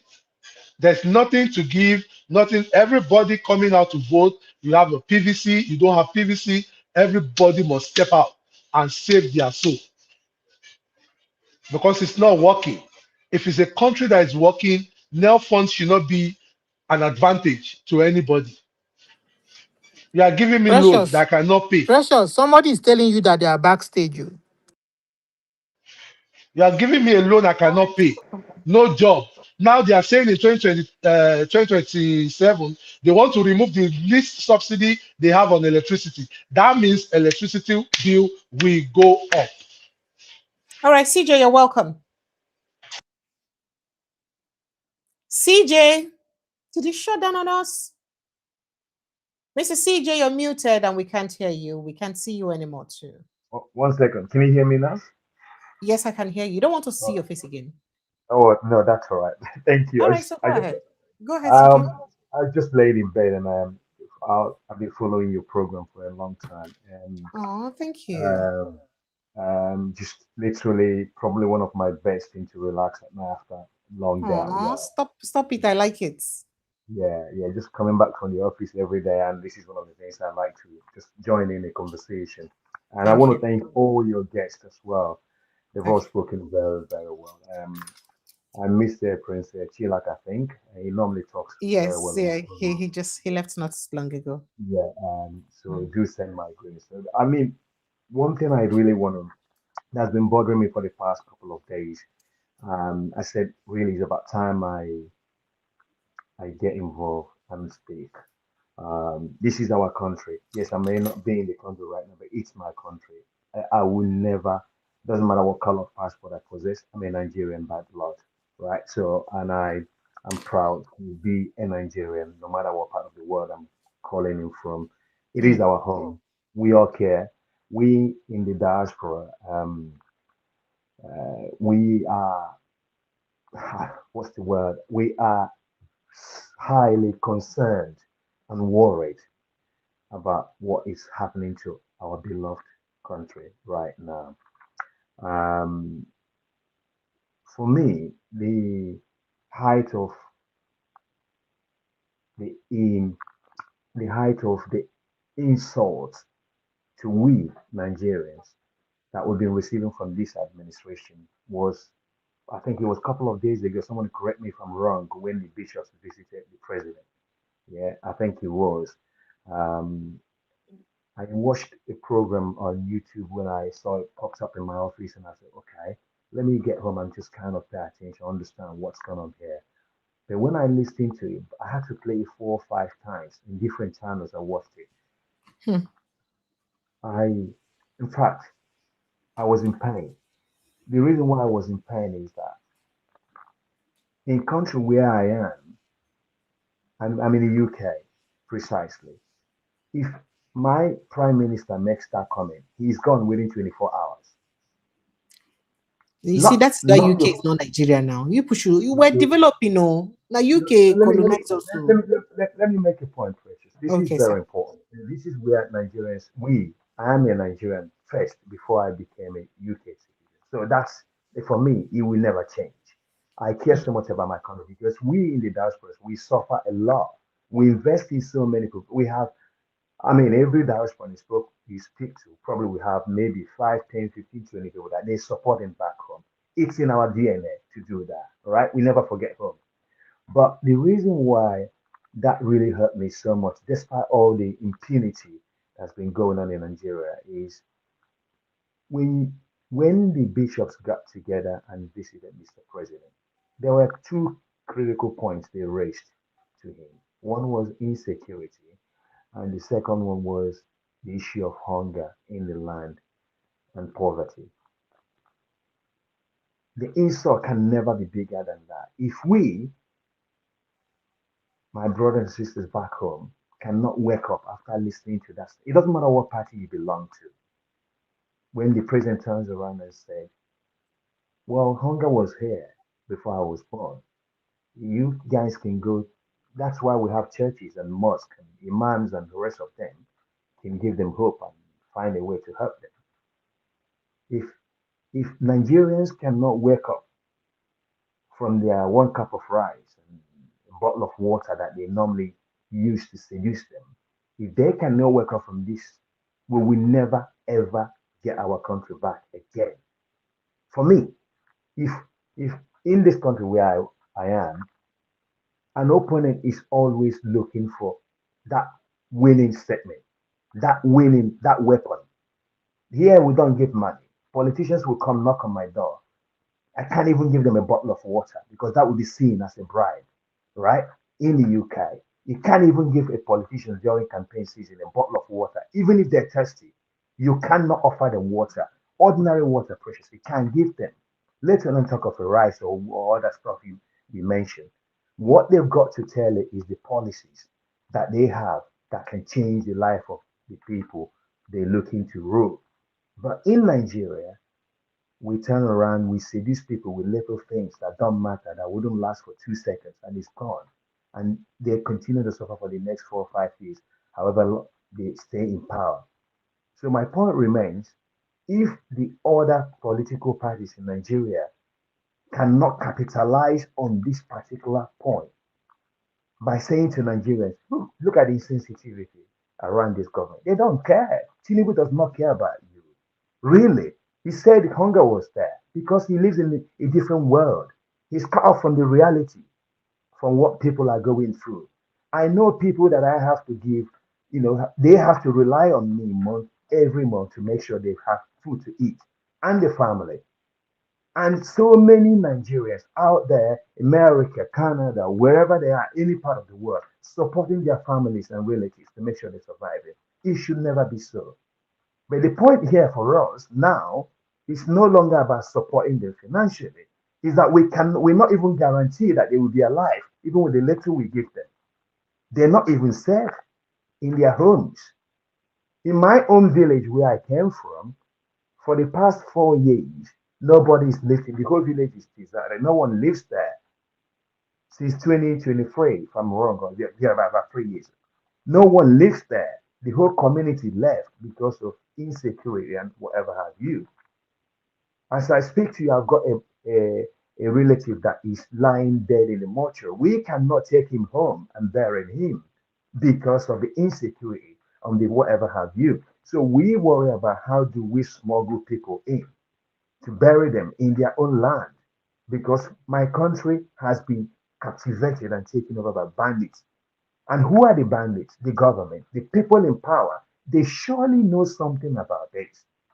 So I don't know when we can wake up and say enough is enough. If we cannot say at this particular time, the government is like a father working up, a child working up to precious. I don't know if like you see mothers or fathers, their kids waking up in the morning, running up to their parents and say, Daddy, mommy, I'm hungry. And he said, what? You know what? Just go back to your room and figure it out. That's exactly what Tinubu said to Nigerians. Because the bishops are the representatives of the millions of people that worship under them from different doctrines all over Nigeria. So what Tinubu said, you know what?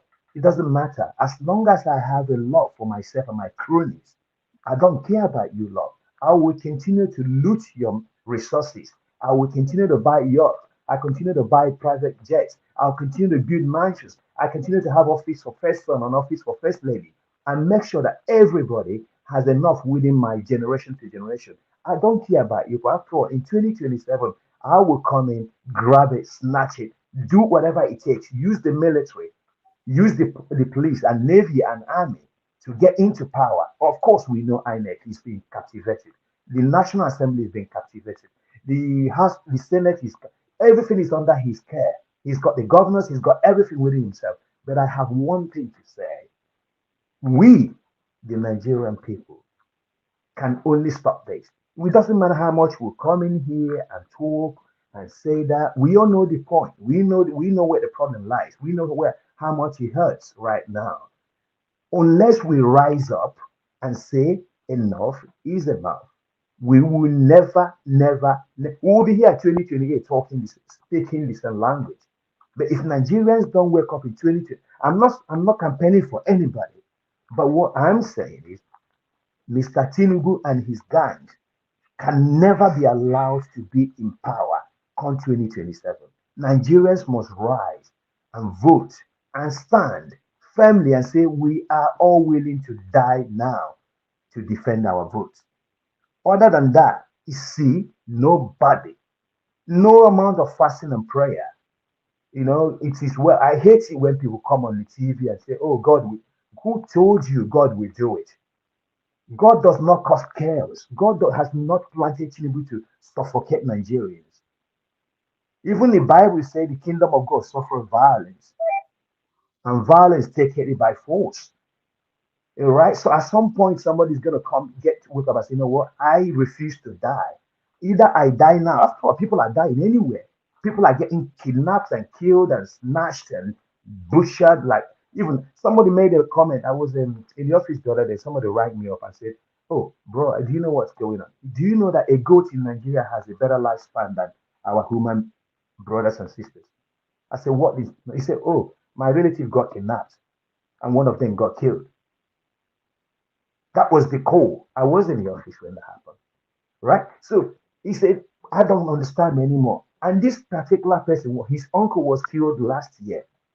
So we don't have any more time. You know what they say? The time, you know, like what they say, the time is not on our side.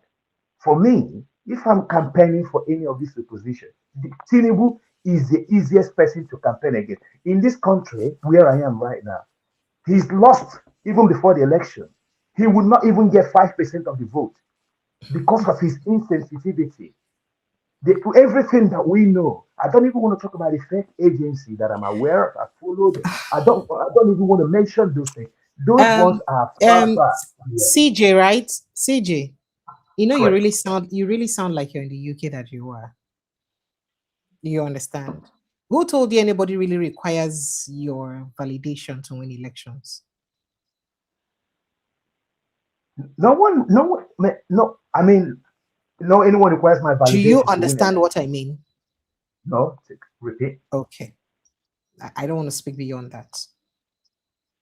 But in every sincerity, I don't think anybody really requires your validation to win elections.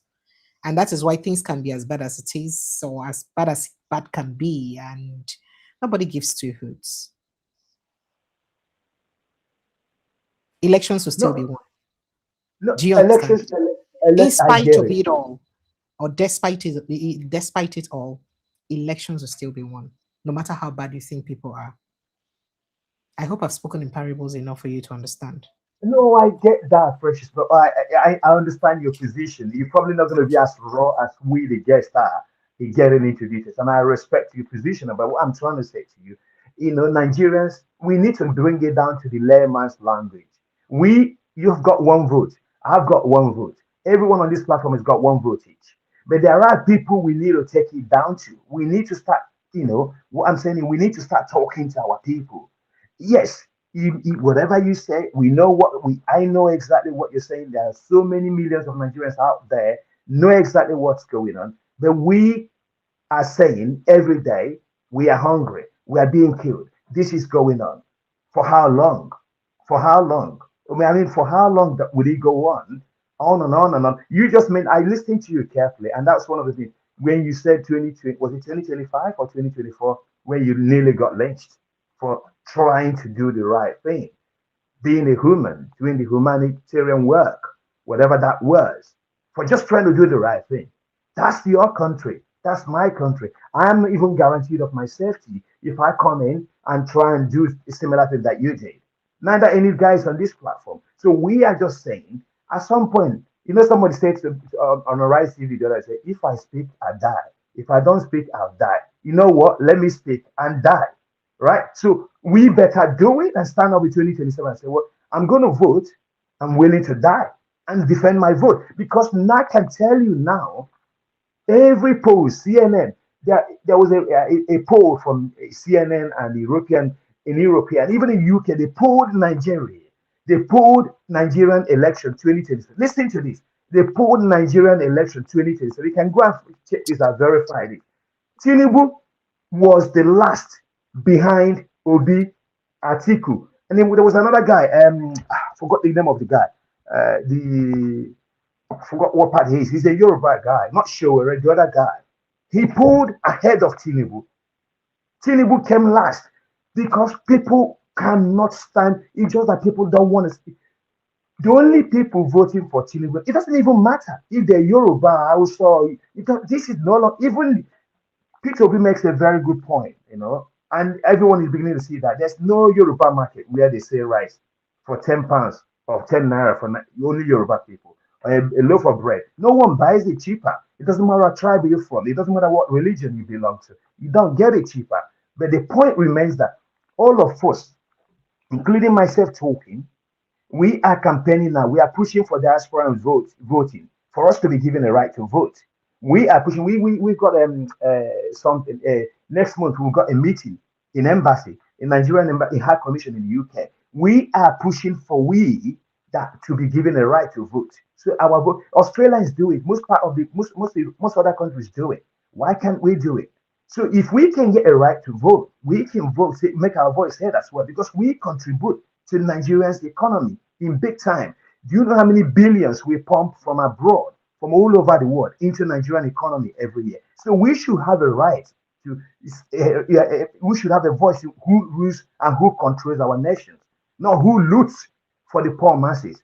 So I get you, Precious. I hear you clearly. But my point remains that all of us have got to stop talking and actioning it in 2027. All of us got to come together and say, look, we will vote. We didn't vote, we are dying. We voted, we got raped, we are dying. We will vote this time around and we'll defend our vote. If we are going to that, let the whole, all of us be wiped out, then we know we haven't got a life again. And that's the only way. In other countries, when people take over, people stand and say, how many people are, okay, I don't know who posted that. Did you see the military woman's, the military man's wife that was on social media yesterday or day before? I don't know if you've seen that, Precious. The lady that was talking about how much the soldiers are being paid, how hungry they are as military men, women's, their military, the wives, the kids, how they can't afford to put food on the table. Their husbands are dying in the battlefield. How does Tinubu think there will not be security in Nigeria where soldiers are being paid 100K or thereabout a month that can't even put food on the table for a family of 2 or 3? So she was crying out that all the military women,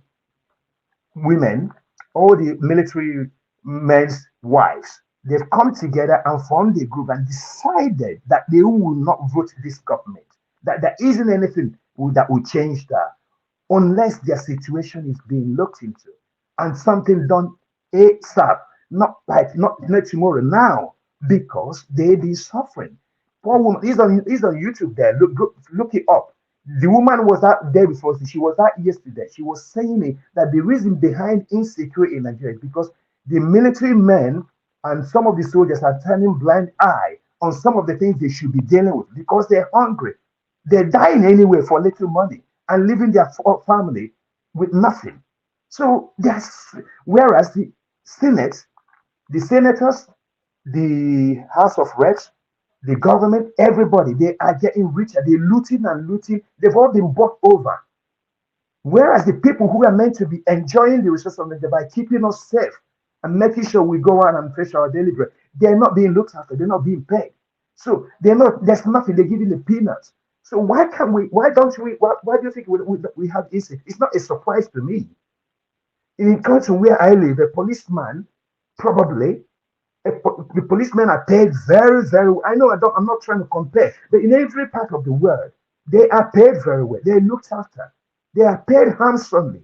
The job is made attractive for people to go in, and they don't take, because that's why they're not corrupt. They can't take money. There is no bribe. There's nothing. They go in and perform and give the job everything they've got because they know they've got enough for their family and themselves. So the country is in absolute mess. I can go on and on and on and on. But I carefully come on every night, listening to you guys, and you're making great points. But what we should be preaching is to continue. When I see people say, I hear some of you guys coming on here saying, yeah, we need to go and defend our vote. That is the key motto. That for me, that's the motto. That should be the language. Guys, go get your PVC, get out, come out and vote, stand and defend the vote. Because there is no human being with his or her normal sense, unless the person is in Tinubu's cronies, that would give this man a vote. No way. It doesn't matter how rich you are. You wouldn't give Tinubu one vote. Nobody would vote. Not even his family members. If most of his family members are honest with themselves, they wouldn't. Seriously. Really? No, his family members, if they're honest, did you see the Yoruba group that came out today and decided and urging the Yoruba nation to vote him out? He's there. Precious. Everything I'm saying is there for you to see. You're correct. You're correct. I've seen it. I've seen the post. You're correct. I've seen that post as well. Look it up. Don Azza put it on his group. So look it up. It's a reality. His family members, apart from his cronies, his criminal gangs, no one would give this man a vote. Unless anyone that gives him a vote needs to have his brain checked because they've got mental problems. I'm telling you, I don't care if you vote for Atiku. I don't care if you vote Showore. I don't care if you vote Obi. But this man should never. He's a disgrace. We don't have respect in this nation where we are because of Tinubu, because of the image. Do you know the issue of the fake agency? Somebody brought up in my office. I'm not going to tell you what I do for a living, but somebody confronted me, said, "Man, what's going on in your country? Is that how you guys? Is that how the modern style of stealing people's money that they create fake agencies?" I didn't have a word to defend it. I didn't have a word. It's like somebody coming to your house, Precious, going to your pot of soup. Let me use it that way. Finding your favorite meat and took it away. Not try, not try, man. They joke with my cow tail. Not try that kind of thing. No use that kind of thing. Give me example. I not like them. I beg. No, but exactly. Not be my pot of soup. My fisherman soup. Now, won't you give me example? Why they do like that? Wait, Precious. This is God bless you. How did the person know your favorite meat? The person came into your house, figured out of the whole meat, different types of meat in your soup. They was able to find out that who gave the person key. Unless you, Precious, approved it, the person would never have access to getting that favorite meat. Think about it. There's no way. My Prime Minister, Boris Johnson, got removed from power. He didn't steal. Violated COVID rule. I didn't hear about it. COVID rule. Yeah, exactly. During lockdown, you know what? All of us, we are locked in inside. We were told not to visit anybody. This man committed what you would call the worst crime on planet. He didn't do anything. He didn't visit anybody. His father and his mother visited him to say, "Happy birthday, son." That was his sin. His father, his mom, and his dad paid a visit to him and said, in number 10 down his street, to say, with a cake, "Happy birthday." They caught him on camera. Guess what? 24 hours, he was removed by his own party, not even the opposition party, by his own party. So, an MP, equivalent to a governor of a state, from my constituency, what they do, they don't have access to money, so they claim the expenses. Maybe they travel from Lagos to Abuja and all for meetings and all that. So their secretary will put in the expenses to the government to claim that money back. Mistakenly, by the secretary, put in £5. What's the equivalent to £5? Someone tell me. Maybe 8,000 naira. Yeah, maybe 9,000 naira. They said that was a scandal. He lost his job within 24 hours. It was an error. They don't care. They don't care. That's the level we must come to. That's the level we must come to. But the reason why people cannot come to that level, because me, you, and all of us here collect money from these people. So we haven't got the conscience to hold them to account when they come to power. No, I don't collect money from them. Oh. Don't please. Oh. Don't collect money from them. Don't say that. Oh. My brother, but you understand what I'm saying. When I say we are representatives of our people, right? Even those in my villages and towns and everywhere, we are the representatives. We're speaking on their behalf. So people go in, they give them a cup of rice, and they steal their birthright. They steal their soul for 4 years. They take their birthright. They take away everything they have. They cannot complain for a bag of rice that probably Precious, like the way Precious likes food, she will finish it within 1 month, right? So, and then it's gone. What happens for the 3 years and 9? What a vote of confidence. Thank you. So, no, but I'm trying to give an example. We must begin to educate our people. Don't take, because if you don't take. But I have been telling you people this since now that most of you in diaspora have work to do. So that when your people take and vote for them, and they may not just call on again, say, "Help me with 1 naira" after 2 months. That's thing we didn't take from them. They make sure say they go chop them for the next 4 years. Okay, let me tell you what I did. And as I said, with the way families are in the diaspora now, I don't think in every 2 or 3, 4 families, they have at least one person in the diaspora. So by Correct. the time you guys begin to hold the people accountable like that and extended families, they will learn. No, but that is a fact. And I have one of my uncle who has a friend that he works in the local government. I was aware that he worked for Tinubu's whatever. No, I have no problem people working for whatever party they choose to be. You have freedom of choice for whatever you want to do. But it was alleged that he was one of those who took money. He collected bags of rice he was meant to give to the women, and then used it to confuse these people and collected. They didn't even vote. It was a collection of votes, and they gave it away during 2023 election. He was massively. We punished him. We punished him. Guess what? When this IPOB thing broke out and it was a lot of stuff going on, he was one of the guys that got eliminated. They eliminated him. Yes, they did, because they thought it was part of the government or whatever. You know the issue. I'm not going to get into that. My point remains until my people come to their senses and say, look, you know what? If I'm going to, especially in 2027, if somebody say if things can get better from today, yes, let it start from today. If we come to 27, say, you know what? Let the hungry keep. I've been hungry. I've been starting anywhere. So don't give me that bag of rice. Let me start in 2027 for that January, February, whatever the election will be. I will survive. And get in the right person. Start for 1 month, but your life will get better from there onwards. Why can't we do that? Why do we have to? How can a little Ghana? I've got Ghanaian friends here. How can a little Ghana mock me? Like talk to me? Ghana, a size of my village, right? A country of Ghana, the whole of country is probably the size of my village or precious village. The whole of your village is bigger than Ghana. And they can talk and mock Nigeria because of what we're going on. You know, what we have going on. We don't have bad government. We've done this. All this stuff we see, guys. Don't think it's only you guys that are hearing it. It's all over the world. In America, Canada. I've got friends everywhere. My friends in America, in Canada. We have a group where we meet. Everybody knows about what's going on back home because we all invested. We are all invested. We are all connected. This is our home. We have no other country. We want. Look, I mean, there's no. The best time. My best holidays are when I'm in Nigeria. My best time ever enjoyed is when I'm home, and I've been denied of home for 5 years. That beauty, I cannot go to my village. What it used to be like, you go home, go to your house, lock up the gate, stay in there, eat proper food, what I call good food. Have your family and loved ones around. Take care of people.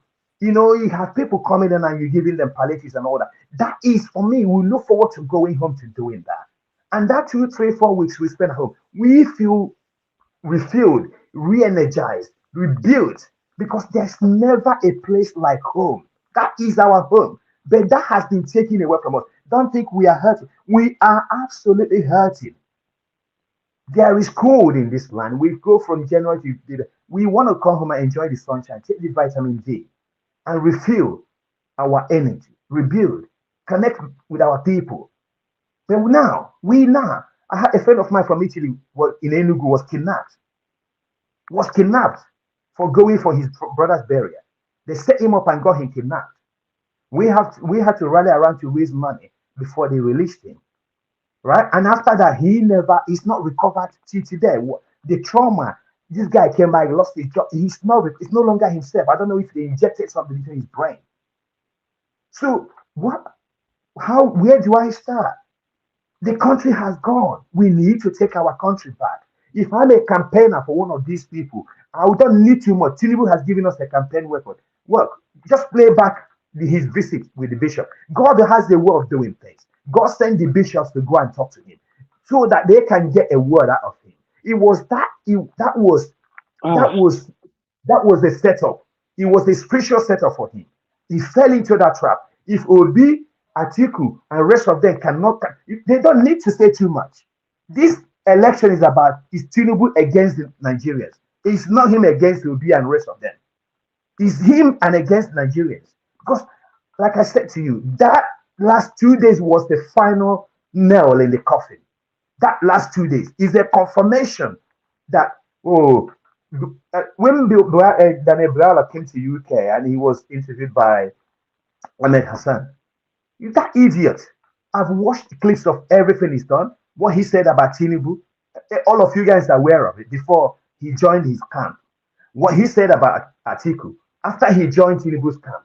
What he's saying about Obi and everything. So these are chameleons, wolves. They are only in the party in their own self-interest. They are only in the government for what they can get. They said it to Festus Keyamo. This lot never, this is why I said to you, Precious, listen to me carefully. I said nobody, even those that follow Tinubu, do not believe in him. They know the man is not fit for purpose. The man is not fit for the job. But they come out and say this rubbish and try to gaslight Nigerians because they believe their pocket has been filled, their bank accounts have been filled. If somebody ever told any of you that Daniel Biala would become a spokesperson for Tinubu, would you ever believe it? I can post I can send you his record of the things he said about Tinubu. But now he's the one defending. He called Tinubu a monarch that wants to dominate. He called him Agboro. He called him all sorts of things. That is a criminal. He set up this. It's so many, not my word, Daniel Biola's word. CJ, I allowed you to talk all this while so that, I mean, it's your first time and it's okay for you to actually. I'm sorry, guys. I'm taking much of your time. No, it's fine. But you speak as though you were in a very normal situation. And I think with all the things I said, you still did not understand that we're not dealing with a very normal situation. And it's very unfortunate. So the things that you say could actually work if the circumstances were right and okay. But Nigeria is not like UK. As a matter of fact, I don't think that most of us want it to be like UK anytime soon, because some of us are enjoying the way the country is currently constituted right now. And the things that you speak of may not work, except the citizens themselves stand up in their numbers. Now, the thing is, I used to tell junior colleagues in the industry when I used to mentor young people in journalism or in broadcasting, that no matter how bad you sound on radio, there are people who will tell you that you're a fantastic presenter. Oh, you made my day today. Not let it get into your head. I lie. You understand? So no matter how bad you think a candidate is, there are people who will kill for him. Remember, they have their own followers.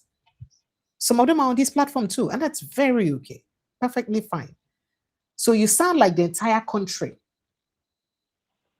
does not want a particular person. That's not the truth. There are people who would kill for him and they'll tell you that he's the best thing that has ever happened to this country. What do you do about those people? The people that say that are very good point. The people that say that there are they've got two problems. Well, two things about them. There are two factors affecting that. No matter the factors, which we all know. The factors is that they are minority. Right now, the people they actually think they are majority. That's the point. No, Precious, that's what. So how do you prove that they are minority? No. They'll tell you they won 2023 election, and that proves that they're the majority. This is the argument. This is the challenge for me, you, and everyone on this platform. So that is why you guys should get on the business of educating your people and tasking. We are doing that. That's what I'm saying. The point is that when if you need to find out, follow the polls that Nigerians conduct on the streets of Nigeria every day. It's not my word. Everything I tell you is out there. That's why I love the word of social media. There are people conducting polls in Abuja, Lagos, Asaba, wherever you can name them.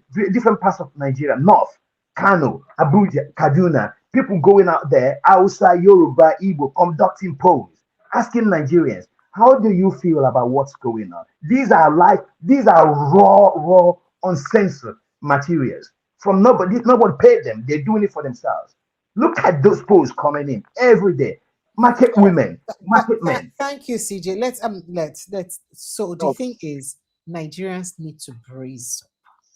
They need to, and they must come out. You know the thing. Listen, I'm telling you, lots of Nigerians are not planning to come out for election. Let me just even tell you the truth, and that's why you guys must take it up and talk to your people. The ones that have PVC, they don't even want to come out because they feel like this same thing you're saying that they don't already plan who go win now. So because of that, they don't want to come out, and that's what the status quo wants. You understand? So you guys have a lot of I appreciate you. I have to retire now. Thank you. The beauty in them anyway. That was the fear they put in them. That's the intimidation. They've met that. They met the situation. They painted the picture to look that way. That if you come out, you're not safe to come out and vote, because that's what they want to create, voter apathy, so that they can have their way. But you're right. We will continue the education. We will continue the pushing. It never stops now, because we will not have a country if this man remains in power after 2027. If he finds himself, no one is going to elect him. He will elect himself. He wants to do a coronation. That's why he's trying to destroy every political party there is in Nigeria to have a one-way ticket. If by 2027 somehow INEC, that is in his pocket, declares him a winner, he elected himself. No one voted for him.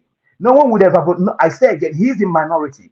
If there's a genuine and credible election today, Tinubu will not get 5% of Nigerian vote. Mark my word, 5%. He will not get. It's only his family, those in his crony, his gang, believes that every Nigerians are suffering. Nobody, even the rich, are no longer safe with their money. So no one is safe, including you sitting in the studio, wherever you are right now. You're not safe. So no one will vote for this man. And that's what I'm saying. We will continue the education, and everyone should continue to tell our people, yes, let's go out there in 2020 and vote. If we are, the Bible says it is appointed for one man to die once, right? We will die once. Everybody will die at some point. It may well be in January 20, all of us will die. And then that's it. The world will be watching.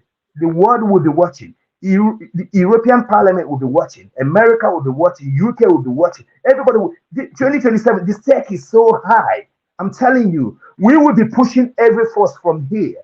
We've got a new prime minister, right? I'm not going to expose everything on this platform. We have a UK group, a solicitor group that we're working. We are taking the case. We want UK to have a big brother eye on Nigerian elections. Oh God, nothing at the UK even like the one a day before. What do you even think you're talking about, bro? You're new in this game. No, it's not. I get what you're saying. I get what you're saying. Exhaust this today. I need to retire. It's almost 2 a.m. man. So don't worry about it. Do you think that those countries don't enjoy the way Nigeria is currently? No, I don't think so. No. You say you don't think so. I don't think so. It's the delusion. Please, you guys should let me. I want to say something quickly, please. Please, CJ. All right. Okay. So, hello. Just go ahead very quickly. Okay. See what done, Juma? See, I just opened the certificate where submit to INEC.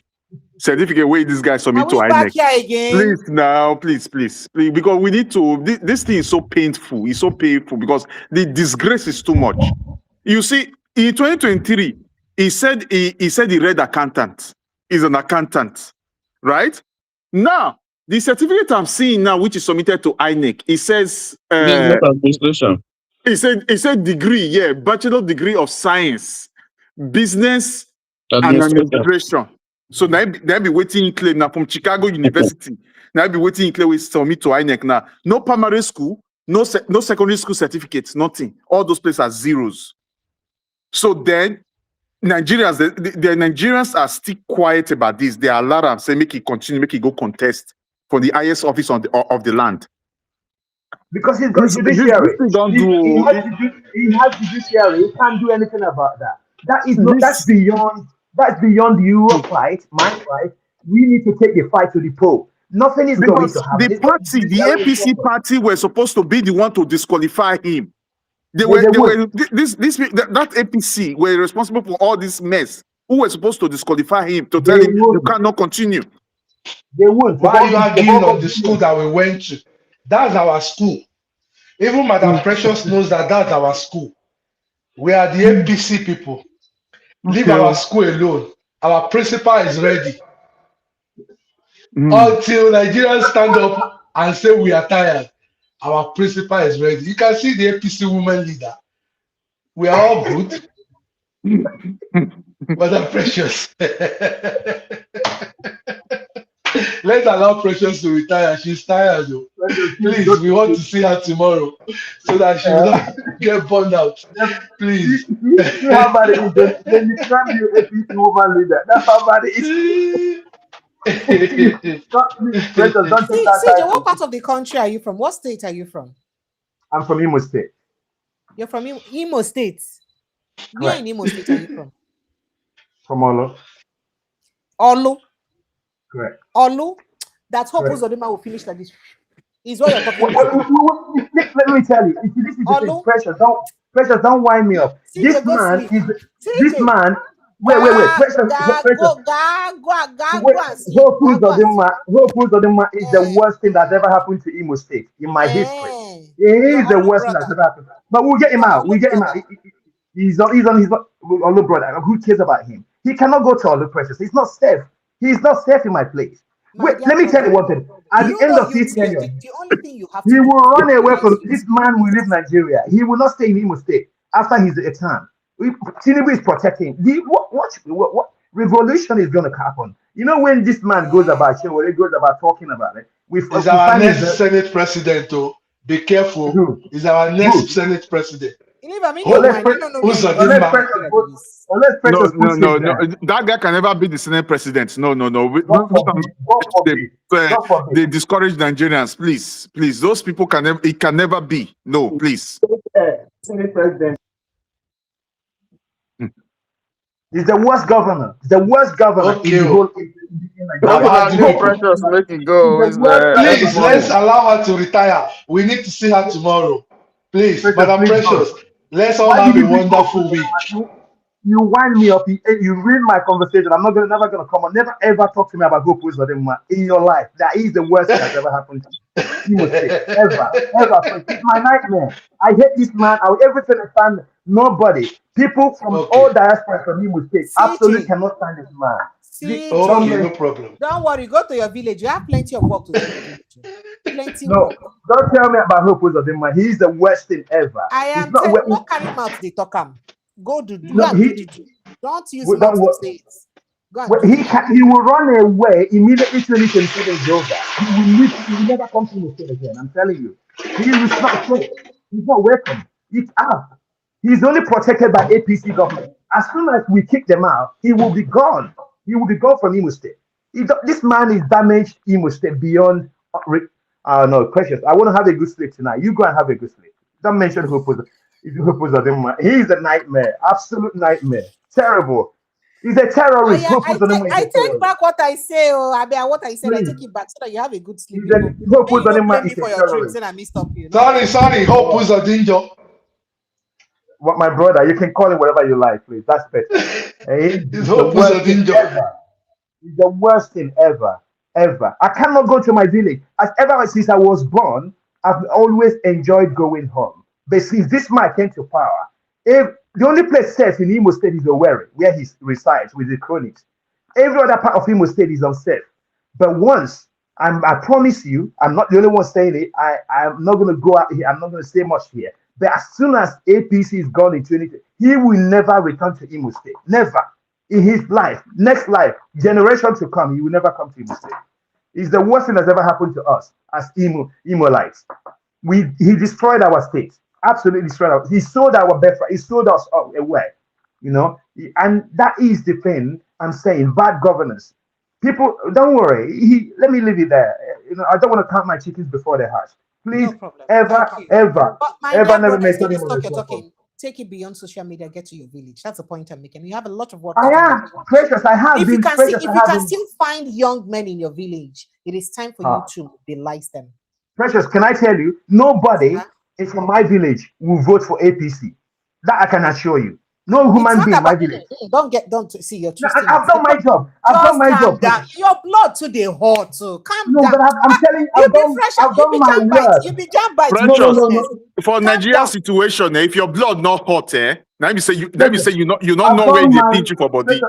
When it comes to Nigeria, if your blood not the boil, your blood not the hot. Let me say you never ready. So the point is not for people not to vote a particular party. The point is whether the vote of that party will count or not. That is whether that party will be announced the winner. You know what?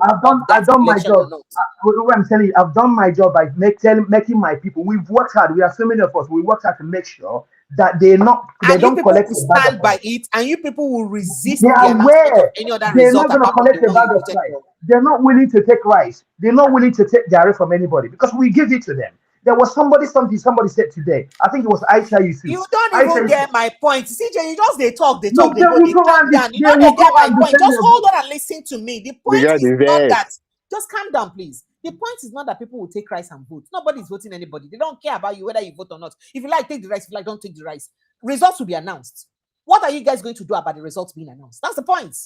But that's what my people will defend my polling booths wherever they voted. That's the preaching. Yes, that's the preaching. That's the message. Go and die. As we talk, if they die, we'll bury them in mass. If they shoot them defending their vote in mass, we will bury them.